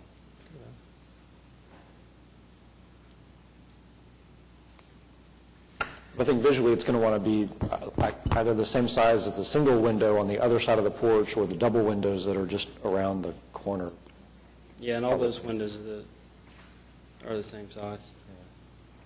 But if you notice too, though, on the one of these photos on the side of the house, that one right there, that window's a different size. So, I mean, I kind of see the argument for the front, but at the same time, that window is clearly smaller. So, I mean, I'm not really sure why that front window could be a smaller size on the side, but not the front.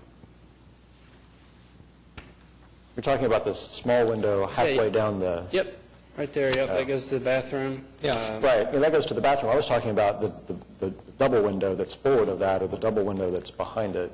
Sure. Would be I guess the more appropriate size. I guess the question I was asking is, if there's a window on that house that size, why couldn't the window on the front be that same size, which is pretty sure it's the same dimension as what I added there. I think they're saying historically that wouldn't be on the front of the house. Okay. Yeah, And that's all we can go by I without gotcha. knowing the window size. And it's that size because it's a bathroom. Gotcha. Yeah. True. Right, not on front of the house. Gotcha.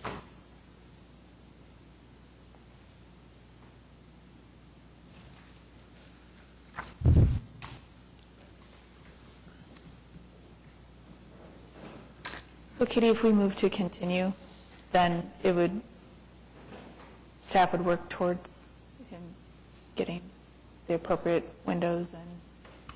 Yes, if the applicant's willing to revise those plans, then we could continue it either to July, in which case we need new submittals by Tuesday of next week, Okay. or August, which gives you a little more time.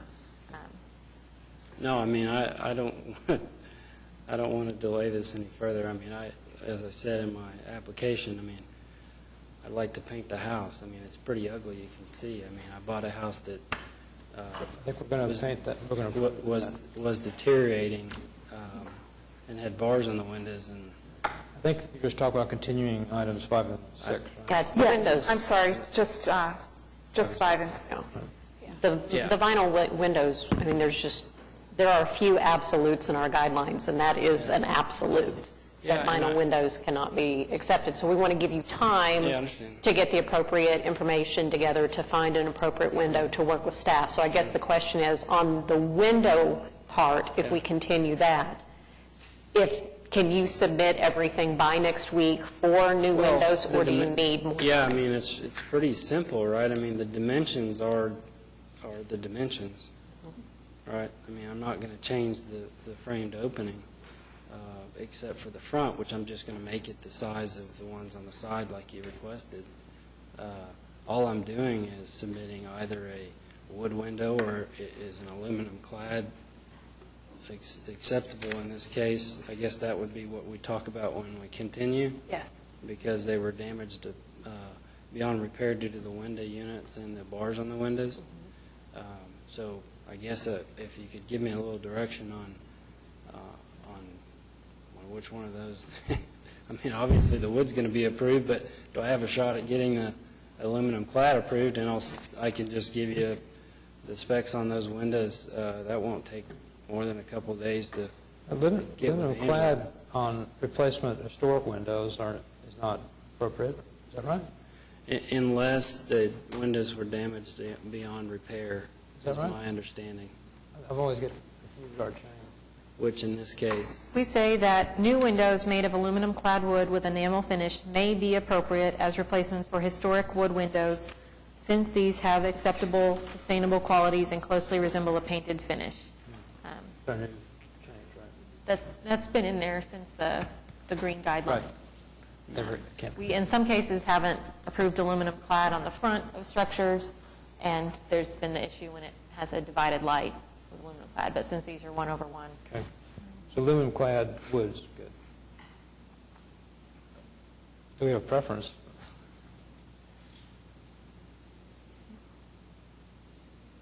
Since we're not dealing with muntins on these windows, it's probably, the aluminum clad isn't so much of an issue with these would be the way that I would interpret kind of our experience or my experience, but.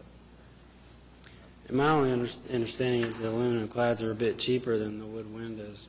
I mean, you all know better than I would because you deal with it all the time, but just in my basic research, that's what I've found. So that's why I would go with the aluminum clad. So you could get that together by Tuesday? Yeah. Then I'd make a motion to continue HPCA 14-00074, items 5 and 6, to replace windows to the July 2nd meeting. Second. Okay. It's been moved by Jennifer Bourne and seconded by Ann. Oh, excuse me. She used to Jennifer doing all these. Been moved by Heather Clemmer and seconded by Ann Zacharias. All in favor? Aye. Opposed? All right. Now items 8 and 9.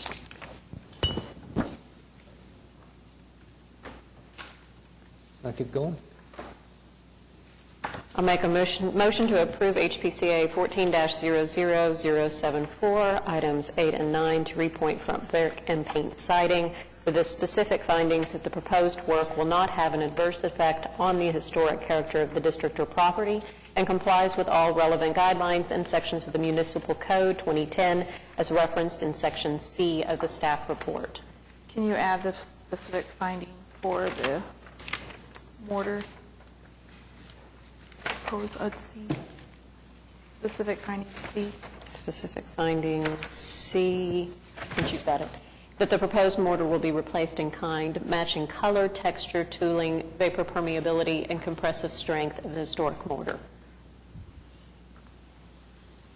And the specific finding for the asbestos, that the guidelines do not specifically address painting asbestos siding, but that asbestos siding was historically painted similarly to wood siding and other materials that are allowed to be painted without a certificate of appropriateness. Second.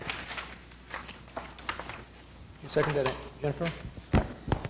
All right. It's been moved by Heather Clemmer and now seconded by Jennifer Bourne. All in favor? Aye. Aye. Opposed? All right. Those are approved. You can paint. Thank you. I have a quick question, if I may. On the certificate of appropriateness documents that I've received, that it looks like it's a 1-year expiration. How does that work? So you have a year to complete the work that was approved in the CA. Obviously, a lot of your work is already completed. When that CA expires, the inspectors will come out to verify that the work that you've done matched what was actually approved in the CA. If some piece or part of this is not completed within that year, but you've initiated work, then there is the possibility to get an extension. And you would just contact staff prior to the expiration. Okay. All right. Thank you. Thank you. Next. HPCA 14-00081 at 537 Northwest 40th Street, Crown Heights, Ward 2, consideration and possible action on application of Robert Kerman and Louise Dean by James Howell for certificate of appropriateness to 1, replace gable vents with windows, elective, 2, modify rear hip roof to gable end with siding and matching roofing material, elective, and 3, install window at proposed gable end, elective. Okay. Good applicants. I'm James Howell, applicant, Okay. and Louise and Rob Crewman. And I might note that I have misspelled Mr. Crewman's name on my application. It's K-R-U-M-M instead of K-U-R. Okay, did y'all sign in? Yes. Discussion?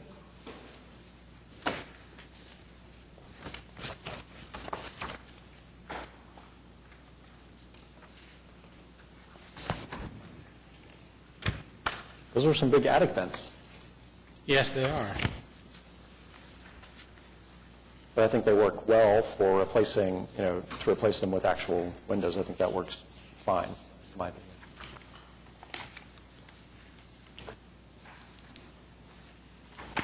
appreciate the drawings that you have, the asymmetrics.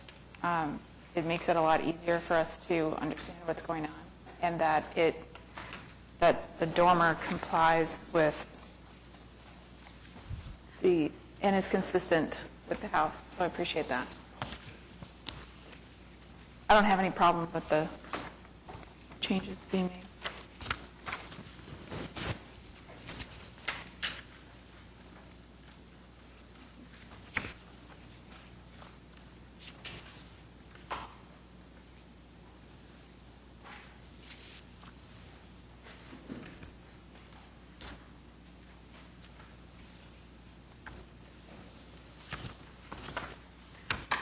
I also do agree with staff that it is on the rear of the structure so that these improvements won't be seen from the street.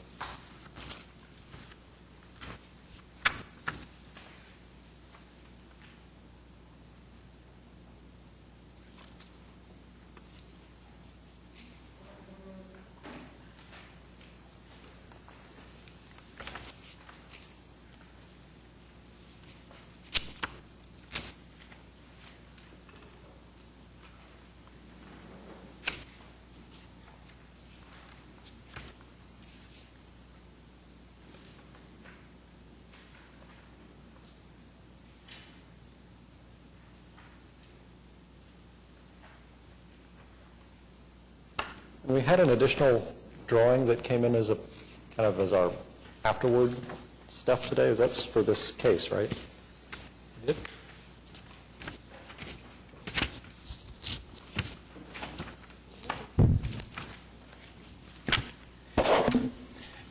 We had discussed, Angela had mentioned that when we put the windows into the dormer, there was a question about making them consistent in the depth, since it's all siding and it wasn't brick. And so what we've proposed is there are those two dormers that are placed in siding dormers on the front of the house. So our proposal is to match that same profile with the new windows, which means that they would actually be set back about 3/4 of an inch. There's the drawing that I supplied today shows the profile of those two windows, existing windows in the dormers, and they have an additional 3/4 inch trimmer around those, and we would match that on the sides, which would set those new windows back in just a bit.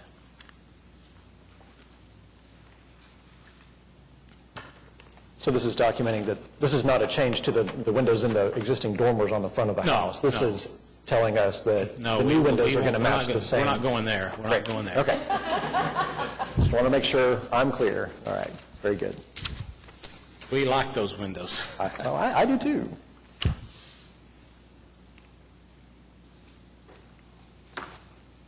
Okay. I move to approve HPCA 14-00081, items 1, 2, and 3, to replace vents with windows, alter the back roof, and install a window to convert attic space into living space, with the specific findings of item number 1, that there are currently existing openings on the east and west gable ends that will not be altered, that the windows proposed to replace vents at the east and west gable ends are consistent with the guidelines, and that they match the design details of the window and the structure, according to what was handed to us today. And 3, the materials of the proposed windows are consistent with the guidelines. There's also a unique circumstance that the east and west gable ends currently contain openings that read as windows. And then within items 2 and 3, specific findings that the proposed change in the roof at the back of the structure will not be visible from the public right-of-way, that the proposed material and windows are compatible with the existing structure on site and consistent with the guidelines, and that expanding within the confines of the existing footprint is a more sensitive treatment of the historic property than an addition. Second. Been moved by Jennifer Bourne and seconded by Heather Clemmer. All in favor? Aye. Opposed? Okay, you're approved. HPCA 14-00082 at 2221 Northwest 29th Street, Shepherd, Ward 2, consideration and possible action on application of Ben and Kinsey Crocker for certificate of appropriateness to 1, replace porch columns elective, and 2, install garage door elective. The applicant has submitted documentation of the kind of the basis for the design of the porch columns that looks entirely appropriate for the structure. So we frequently say that metal garage doors are allowed in a number of our districts, but as we started preparing the staff report and reading through the guidelines, we realized that that's for garage doors on, for the most part, a detached garage that would be at the back of the property and not an attached garage at the front. So the garage door currently proposed is metal and doesn't seem to meet that guideline. We do have the ability to administratively approve garage doors of materials that meet other guidelines, so depending on how the applicant feels about it, we could continue that item and get an administrative approval of a door made of another material. Okay, so what are you proposing for the door? Well, in the guidelines, it uses the word should, which I know is permissive, and so I know there's a little bit of wiggle room there, possibly. There are 14 other highly visible garage doors on this particular block. 8 of them are metal, and 6 of them are wood, so we would not be starting a new trend.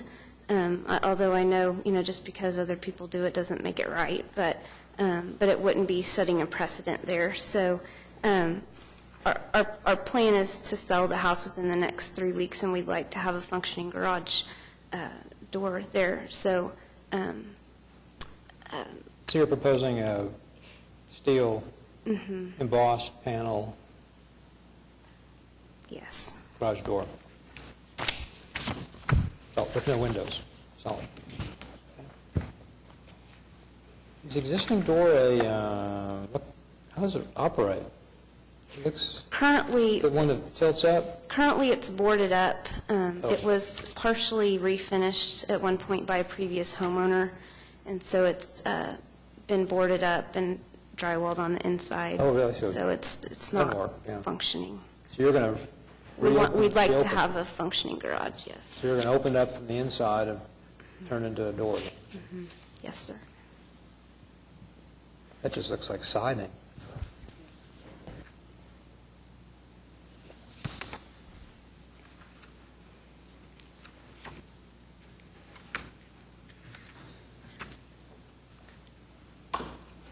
Seems like only a third of our districts allow a metal door being on the back, detached garage, correct? Was that? There's only a third of our districts, if I'm correct, Shepherd, Heritage Hills East, and Putnam Heights. Yep.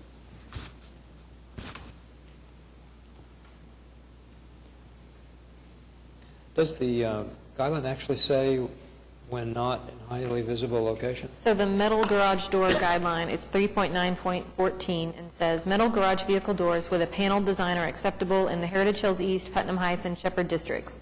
These doors can be used at garages that are modest in style, located at the back of the lot, and minimally visible from the street or public right-of-way. Garage vehicle doors that are highly visible from a public street, including the side street of a corner lot, should not be metal. So it is a should. Would you consider a wood panel door? We've considered it, but it's just too cost prohibitive. I mean, the good thing about garage doors is they're not a permanent structure. We're not opening the space any wider than it already is, and so somebody could come back at a later date and put a wood on, but it's not feasible for us at this time. I think coming back with something wood, because this is not a detached garage, it's actually a part of the property, would lend itself to a more historic look than something you could get in Edmond. Yeah. And we do allow wood fiber, fiberglass composite doors in every district but Heritage Hills. So they could do something other than a true solid wood door, but metal is pretty clearly discouraged.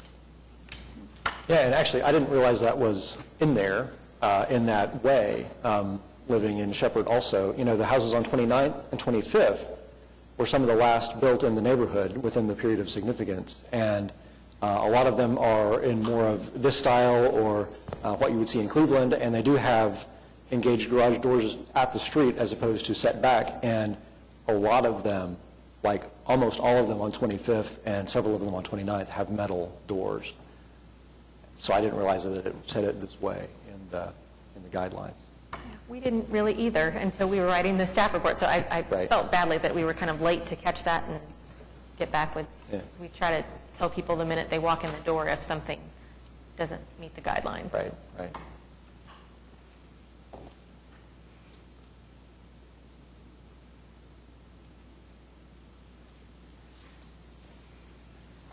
So is the, what's the other option, the, what'd you call it? Fiberglass door, Fiberglass. wood veneer, wood composite. How does that compare to cost? Have you looked at that? No, sir, we have not. That'd be an option. Yeah. That's apparently meets the guidelines, right? And they may be of standard size. It wouldn't be especially expensive, maybe.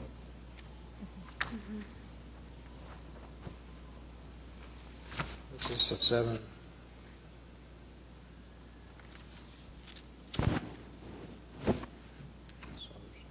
Did you think it would significantly enhance the sale of your home if it had a working garage? Is that the thought? Yeah, we'd like to have a working garage before we sell it versus a boarded up. Yeah. Media room? Yeah. Concrete media room, no. You're a real estate agent. Opening 8'2" by 6'8".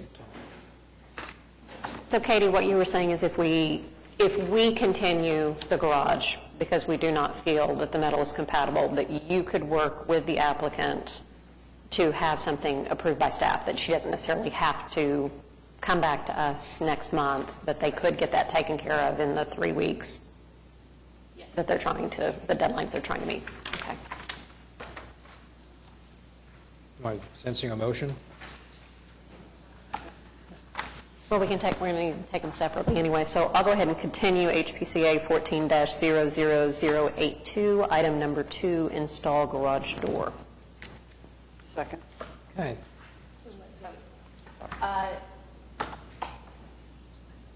Go ahead and, I guess do July. July 2nd, Yeah, just, 'cause I yeah, think we'll, it should be taken care of before then, but yeah. You good? Yes. Okay, it's been moved by Heather Clemmer and seconded by Ann Zakowicz. All in favor? Aye. Aye. Opposed? Okay, on to item 1. That was 2. Yep. You just continued item 2, right? Yes. So now we're on to item 1.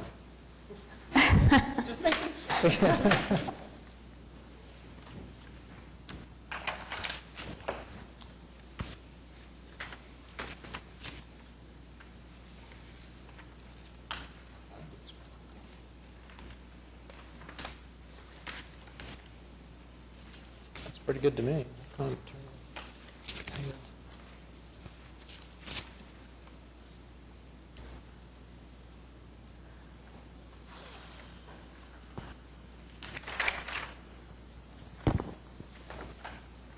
And your sort of go-by is there at the bottom of on page 7. Is that Yes. images? Yeah, there's a house 2 doors down with wood columns, so Right, that you're we're going to using that as your... use that as a guide. And then the original footprint of the wood columns that were previously on the house is still visible, so we're using that footprint as the dimensions for the new wood columns.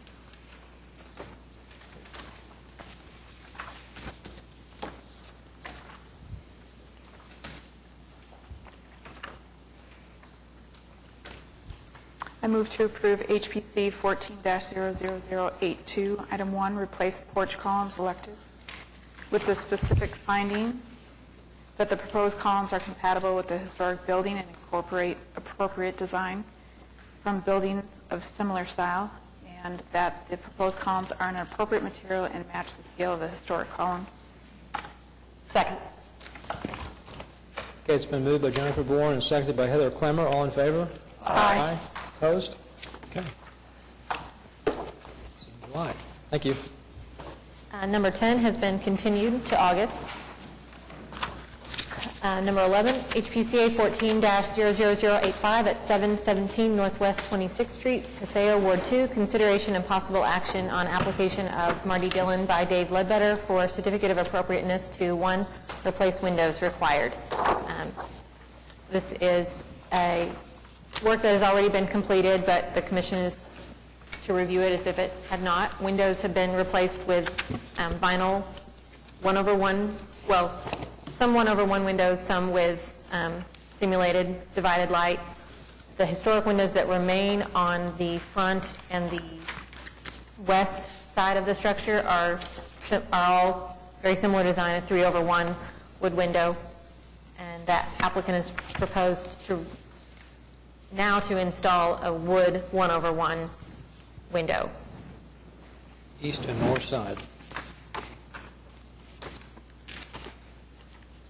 All these windows were in the place when we bought the house, which I know doesn't matter really, but they were all there when we bought the property. So we're trying to make it right. Appreciate that.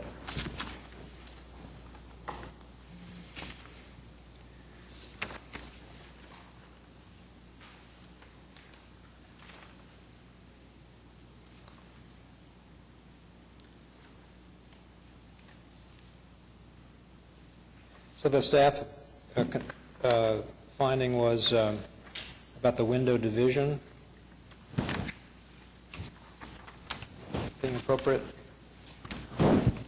Yes, once we looked at the pictures of all of the remaining historic windows and saw that everything else on the house is a 3/1, initially we thought, well, maybe it's just 3/1 on the front, but when we saw that went all the way around on the side, it seems like that's the most appropriate replacement to go back with is a 3/1.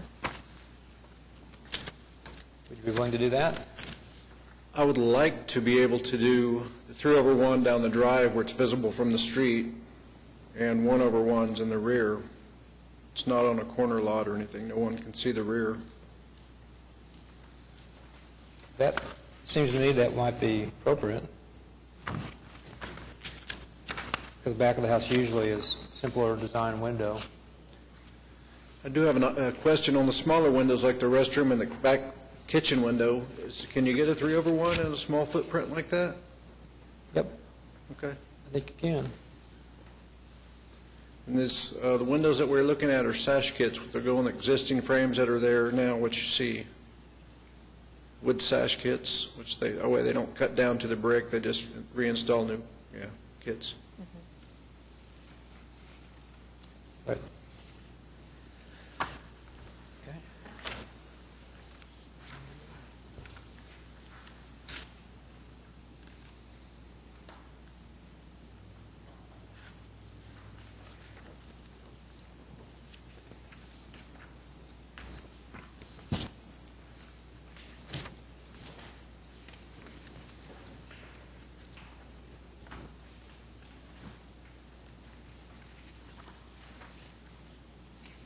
Is there a motion? Comments?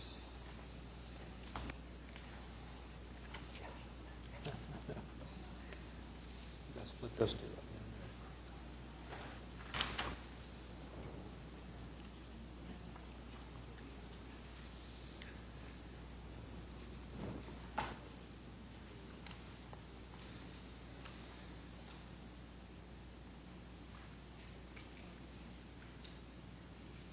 So all the windows in the front of the house are still original windows and they're there. Yeah. And on the East, left side of the house, right, those are all still original windows and they're all still... No, I'm sorry. The west side are original and the south side are original. Yes, gotcha. So we're talking about 3/1s along the east side and then possibly 1/1s along the back side of the house. North side, rear.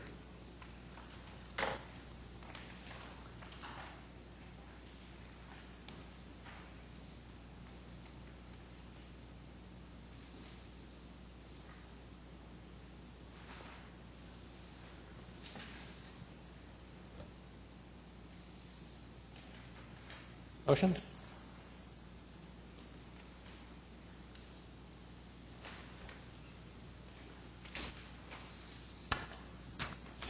So if that's the case, do we need additional documentation? If we're going to do 3/1 down the side, then yes, we would need the same specifications for those windows showing a 3/1 configuration as we have for the 1/1. Okay. Just a new drawing. So it could be continued and then brought to you, or no? Staff can't just administratively approve a window, but I think I'm comfortable, if you guys are comfortable with that and saying that it needs to be a 3/1 that matches the existing historic 3/1s, I'm comfortable with that revision being submitted to staff. Pretty simple. And just make sure in your motion that that's a condition, that they provide appropriate documents to give to staff. Basically, just revise that east elevation.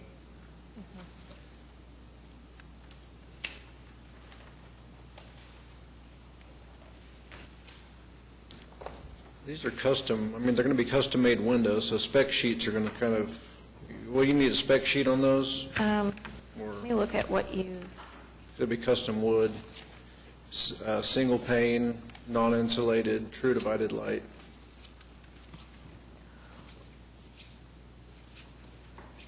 Yeah, we'll need drawings that give the various dimensions of the windows and specifically looking at the muntins and making sure that they're going to match the muntins on the historic windows. But we'll get with you on exactly, I mean, it's basically going to match what you submitted before, just with the addition of the muntins. Yeah. So is it a continuance, or am I just getting stuff for next? Well, we haven't made the motion yet, Okay, but sorry. I think we ought to, approve it contingent on this. Right. I think the direction is to approve with the condition that documentation be provided to staff. Right. Pretty simple. Are there any other comments? Or do you want me to make a stab? Yeah. Okay.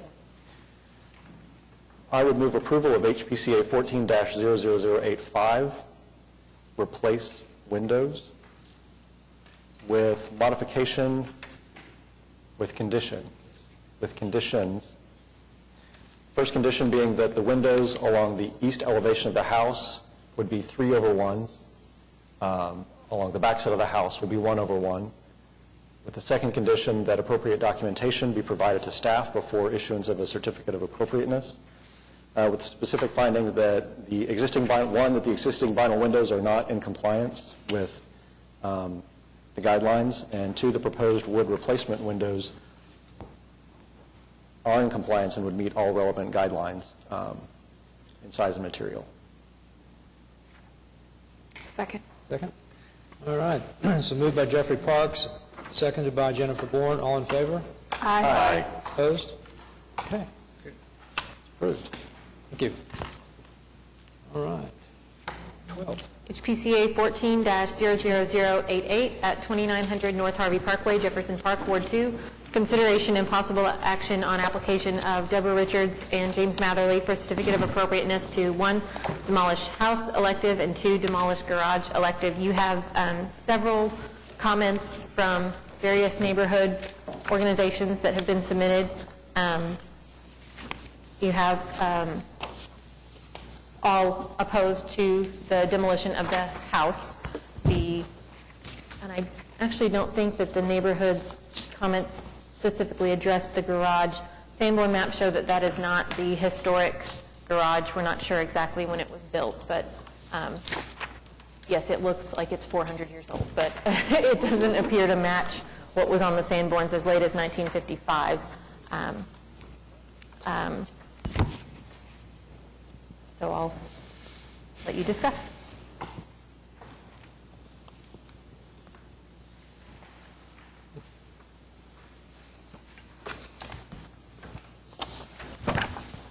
The applicants? Yes. Okay. You signed in? Yeah. One nurse, actually.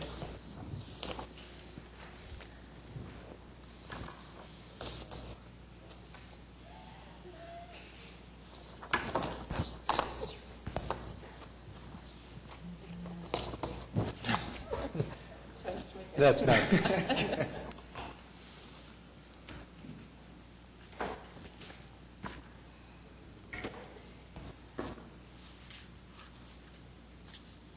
Okay, any comments?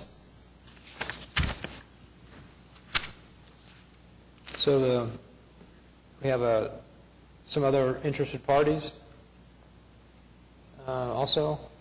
Okay. Any comments first? I haven't had a chance to look at it in person. The photos look pretty bad. But when compelling arguments pushing the other direction come up, that certainly makes me question, raises an eyebrow at least.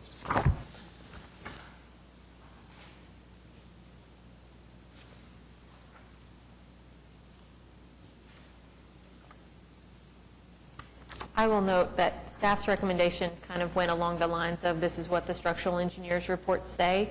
However, we do have a letter from another structural engineer that says something else that was just received today.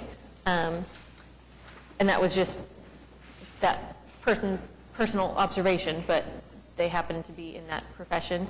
And, you know, a lot of the comments that have been received from other neighbors have suggested that while this house looks to be in very bad condition and to need a lot of work, it is work that is doable.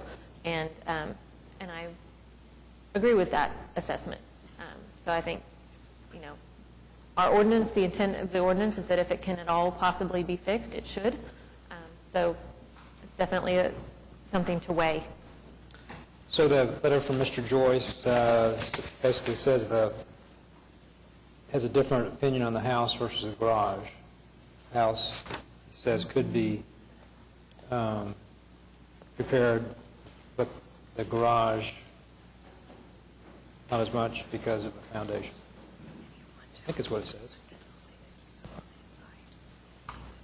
Anyhow. Correct, yes. Is that unsolicited, that letter? Yes, this was not done as part of this was not submitted by the applicant. This just came from interested him. party. Yes. With all due respect, I might add that we spoke to Mr. Joyce before this, asked him about looking at the house, and he of his own accord went to our house and broke in to inspect the house without our permission. We had discussed and scheduled a meeting with him to come look at the house. He came, went in without our permission in the evening, when I don't know how he could possibly have done a reasonable inspection of a house that doesn't have electricity, there's no interior lighting, and I'm not sure why he would choose to offer a letter without even discussing this with us first, but that's a separate conversation, I suppose. Yep. But to be fair, he did not have our permission to enter our property at any point.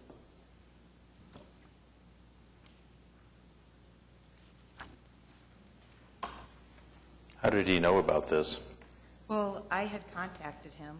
It was very early on in the process, and I contacted him to see if he had done other houses or structures in the neighborhood. He said he really hadn't worked on a house, and we kind of, we were still doing a bunch of investigation at the time, and I decided to go with another structural engineer that I use quite often, Laurent Mesnet, and he's actually submitted a letter, and we went through the house with him and ended up just discussing with him. I mean, I kind of actually talked to several structural engineers to begin with just because I wasn't sure who to go with.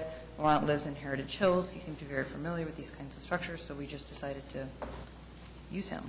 But I don't, it was very frustrating that, I assume actually it was John Joyce. We shouldn't. Yes. Okay. Yes, it is. Sorry, and So, we can. I mean, I don't want to say if you that want the wrong person broke copy in. of the letter. But and he just contacted us and said, you know, he's also on the Neighborhood Preservation Review Committee for Crown Heights, and so they get copies of the agendas, applications, that sort of thing. Called and said, can I send a letter? And we will take letters from anyone who send them. So he actually did that after Laurent went to look at the house. I mean, I don't know, you know, well, there's not much more to say, that he broke into the house,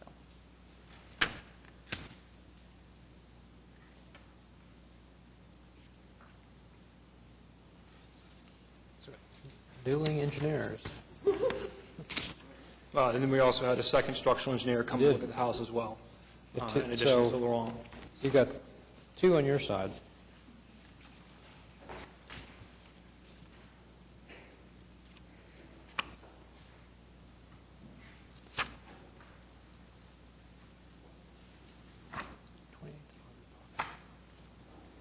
I never liked demolitions of anything in general, but I don't see from the photographs, and I didn't go by the property as well. But what the engineer had put together and what significance there was and what would need to be repaired, I'm not sure what would be left over of historic significance. And I may be completely wrong, and I want somebody to compel me to go the other way. But I mean, if you know me at all, I don't like to demo anything. But their severity, like you said, Jeff, what the pictures showed, the evidence.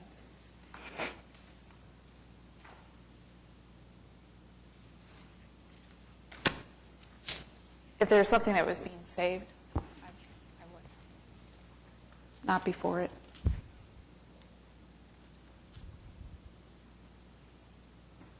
I certainly wouldn't feel comfortable with somebody entering my property not invited. I don't know what legal situation that would present myself.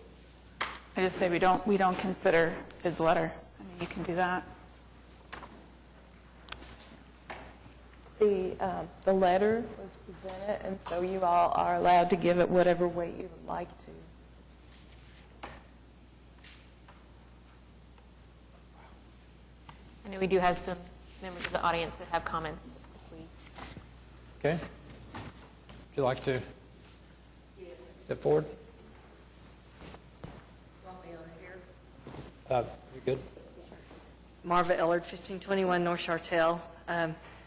I think this is an incredibly important decision that shouldn't be based on pictures or letters or anything. I think that the entire commission needs to take the time to go over and look at this house. Jefferson Park Choteau has repaired homes worse than this. This is a precedent that we don't want to set unless there is no other options.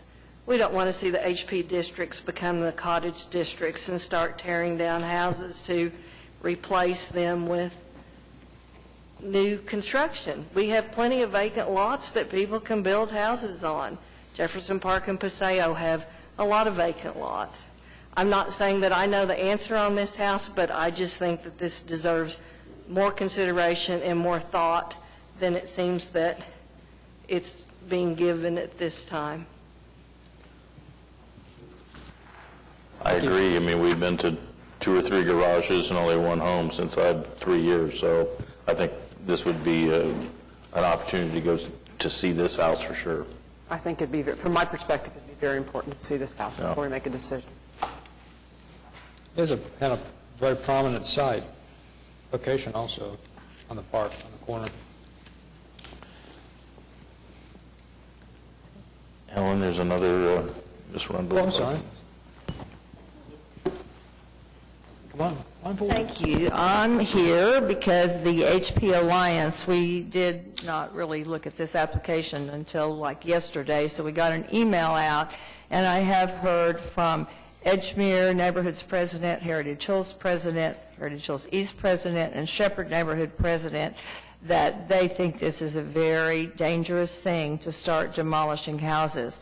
And I think that the site, in fact, I would like, did you look back at Jefferson Park's National Register application?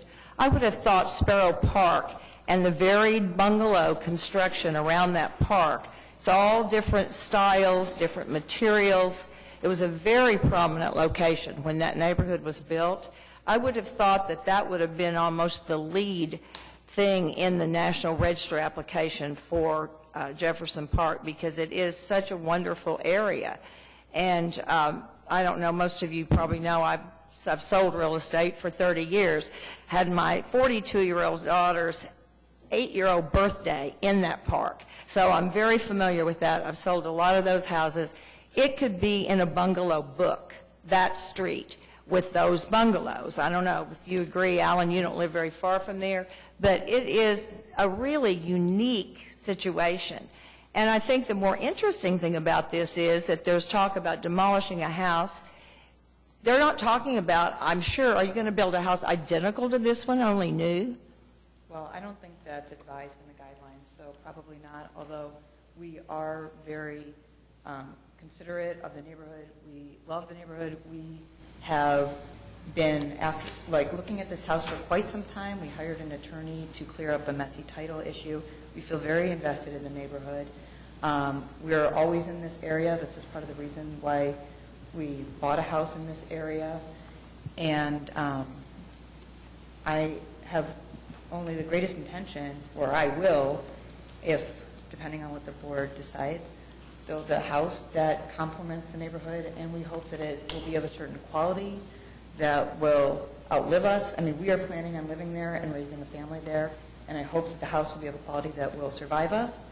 And unfortunately, we've done a lot of investigation. We've had it for a few months. We started investigating buying this house in August of 2013, and there was a substantial title issue with the house, which we had to work with an attorney to sort out, to find out, get a quitclaim deed from one of the former residents of the house. We finally closed on this in February, and since then we've been investigating ways to remediate the issues with the house, involving having multiple contractors come out and look at the house, give us estimates for repairs of the house. The estimate was $450,000 for remediation of the issues in the house. I mean, I think basically what that is indicative of is that they would have to replace everything. There was no structural. The exterior wood doesn't look particularly deteriorated. It looks like it needs to be painted. So I'm kind of talking about more the foundation, the roof. Yeah, but most people, or not everybody on the commission anymore, it lives in an HP district, but most of us that have lived in HP districts have replaced foundations, had basements redone. George Massey just got through doing a lot on his basement. And so we're used to these kinds of repairs. Yeah. It seemed like, I looked at your list of expenses, it seemed extremely high to me. I would think we need to, we're not supposed to have these interactions. Huh? We're not supposed to have these interactions. I appreciate your comments, though. But it just, I don't know, but I will say, I think that the HP districts feel this is as serious an issue as you all have ever looked at. When we start demolishing houses, it's going to be a big deal, and there are a lot of other vacant lots. So is the direction continuing to allow a site visit? That's my preference. Me too. I think that would be great. Obviously demolition is something that this commission takes very seriously. And a house. Especially at home. It's not that we've never done it before. There are appropriate times and places for it. And this is certainly, we should be considering that at this time as well. And so I think taking a look at the house would be very important. Okay. So is there a motion? Excuse me. Oh, would you, applicant? Yeah. Would you accept the continuance for until August, I guess? Till August would be, or would it be July?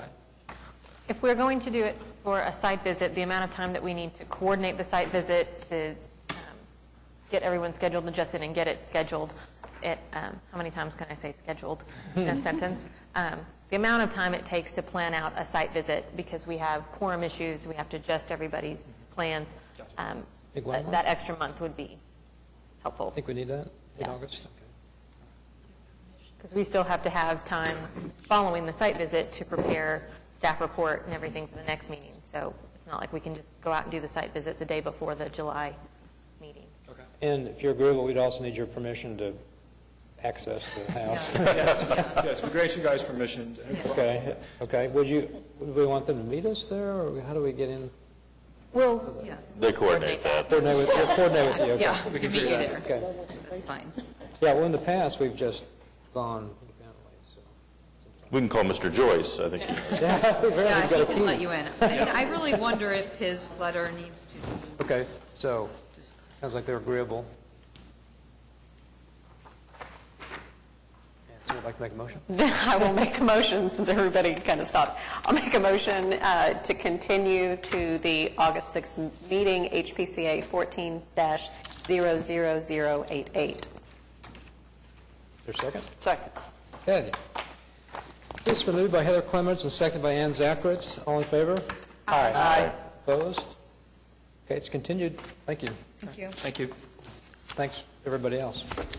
Rita, should this letter be allowed to stay in the, The letter is part of the evidence of this case. even though someone entered without being invited? That's a different issue. What you do when you review letters, you weigh them and give them whatever weight you'd like to. If you consider that it is of great value, then you make your decisions based on that. If you decide it is of no value, then you make your decision based on that. Just like the other comments we received. Exactly. Okay. You're just So this- looking this- at facts presented. This is considered permissible evidence, even though it was essentially obtained without, with illegally? That's Well, another, With that's another trespass. issue. That's a The separate other issue. part about that is this body is not a judicial body. I understand that. So It seems, perhaps in court, it would be different. But this body just received this information, and now it's a part of the file because it was presented. So all of the rest of them, did you all get copies of the other information? Katie just gave us a copy of There's Mr. two Joyce's letter. more emails I didn't receive those. here. From neighborhood associations. All of that information is a part of the record of your application, Yeah. and so, Yeah, and I understand those. That's Yeah, totally yeah, fair. but- And everybody else's Yeah. comments are fair. I just curious about the, so you may have some other remedies, but, you know, that would be a private matter. Okay. Thank you. Thank you. And we'll be in touch. Staff is going to be gone Thursday and Friday of this week, but we'll be in touch first thing next week to work with you on a schedule for the site visit. Okay. Thank you very much. thank you. Okay. So that's all the cases. Other business. So we have to elect a chair and vice chair under other business. We actually were thinking we would hold that to the July meeting because we're absent a couple of people. And go ahead and do that when we have hopefully more of a full house. Alan She needs more time to holding twist down the her arms. fort as our existing vice chair. So if that's okay with everyone, we'll wait and do that Right, next. so long as this extra month doesn't give Alan the chance to back out. Right. Okay. Maybe somebody else will volunteer, you never know. Thank you. So we're doing, do anything on that, or just No, go? I don't think. Okay. Okay. All right, so let's go on to communications and reports. Lots and lots of administrative approvals. Happy to answer, I would say happy to answer Wow. questions. I will have no idea what any of them are at this point, but we can look something up for you. And we did also start linking the CAs for the administrative approvals to the agenda. So if you access the agenda online, you can click on those and see the good. approval. So just so you know. Had 2 items withdrawn. Okay. And as I mentioned at the beginning of the meeting, the HP ordinance and guideline revisions are going to City Council for final hearing adoption on June 10th. And that, I would believe, they would come into effect 30 days after that. Is that correct? Yeah. Okay. Our 2 National Register nominations that were heard last month went to City Council and were recommended as eligible for the National Register. So those will go on to the State Historic Preservation Office and will be on their, I believe, on their July review meeting, and then from there on to the National Park Service. The Board of Adjustment item that's listed, this is the appeal of the replacement of windows that the application actually was approved with condition, and the applicant has appealed that decision. So that'll go on Thursday, and we'll see what the outcome is. That's all I have. Wow. What was it? Okay. Planning Commission, Municipal Councilor, next meeting date, July 2nd, 2014. Workshop, July 9th, 2014. Okay, any items from commissioners? I'd just like to mention, I'm sorry, at the end here, I've tried to have these riders on for sale signs and proposing that to other realtors, and the coalition that Shannon has worked with is also working towards that. I just had a seller take mine off of the house. What? I had a seller remove it. Seller? One of my sellers in Heritage Hills removed it. So I asked him why he took it off, and he felt that the link was so complicated and such a large amount of information that it might intimidate a future buyer. What did it have on there? It says historic preservation zoning, and Rita asked that we have the specific link, okc.gov/HP. So it took you right to the guidelines. So I have talked to Shannon, maybe we just need to have historic preservation zoning, nothing else. I don't know what legal aspect it is, because we don't want to intimidate anybody. What we're trying to do is let people know immediately when they're coming to the home that it is historic preservation zoning, and maybe they'll go, what is that? That's the main thing. So They should say, wow, that's cool. I want to buy a house there. And we have talked about, in general, I think our page on the website where you go for the commission is an awful lot of text and information, and maybe it would be possible to, for us, just in the department, to clean that page up a little bit and make it a little more approachable for someone who is going to that page for the first time, doesn't really know what they're looking for, to understand this is what the commission is, this is what the guidelines are. So that may be something we can work on as well, or trying to come up with some other document or reference to send people to, that it's not a complete, welcome to HP, here's a 140-page book of rules to completely scare you away, but at least provide information about what it means. And Katie and my broker owner and I are working on a 3-tiered class in continuing education for realtors, which would be kind of based on the talks we did at the Perry conference last year, and other information to help realtors understand exactly more about HP and all of that. We'll let you know more about that as it comes. Excellent. No citizens left, so is a motion to adjourn? So motion. So do. Okay, second, right? Second. Sure. All in favor?